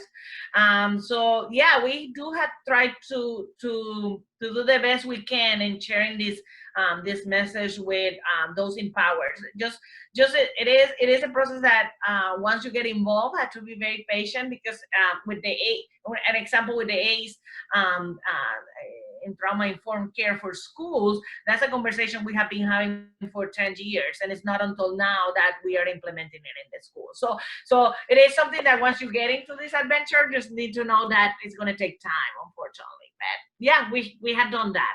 Right. The conversation of trauma-informed care across all levels of government in Prince William County has been going on for at least 15 years. And now we're starting to move it forward, finally. But it has taken that level of involvement and consistency and passion. We've been very lucky that our governor is a neuropediatrician, and he understands the language and he sees the benefit of it. And I've had multiple meetings with him in the past few years since he took office. Also, we have a great advocate, Senator George Barker, who understands mental health, and he actually ran the community health center that I worked for a couple of years. So he's passionate about the notion of mental health. And then we have Senator Deeds, who sadly lost his son to a police event related to his bipolar disorder and being out of his medications. And his son tried to kill the senator. And he's become a huge advocate about the importance of preventive care So we have a lot of people in our community in Virginia and locally in Prince William County that are passionate about the subject. So my job, in essence, has been identifying those individuals, connecting with them, and using their power and resources to try to, with our colleagues in the community, to expand our vision. Yeah, and getting something that I always call is getting involved. Sorry, That's our great thing. our dog is like, this is breakfast time had passed or long time ago, people. Something we do a lot in the community is that we get involved with a lot of resources, and you know, we know the people in the food banks, and we try to be advocates of what the problems are in our communities. But I hope that answered your question. It does. Thank you. All righty. Well, I think we are right up against it here. And so we want to thank everybody that has joined us today and stayed with us. We want to thank our presenters for a very educational training, and actually part 1 and part 2, and we'll be posting both of those. We've taped both of them so that you can see them if you missed part 1. Please let us know what your continued training needs are. We're always interested in making sure that we're providing folks the most relevant and real-time training experiences for you. You'll be getting an email, and in that email, if you make sure you put it in the chat, and I think I have most of your emails, you'll be getting the evaluation. We'd like you to fill that out along with the quick post-test, and what kind of CEUs you might want. All right, thank you everybody for sticking with us here for this time. I greatly appreciate your time and all of the work that you do in the community. And again, feel free to email us at any time if you have any questions or have any thoughts or anything that you would like to consult. I do consultation from people all over the United States all the time, and I don't charge. If you have questions for Ramphis, let us know, and we'll make sure that we connect you.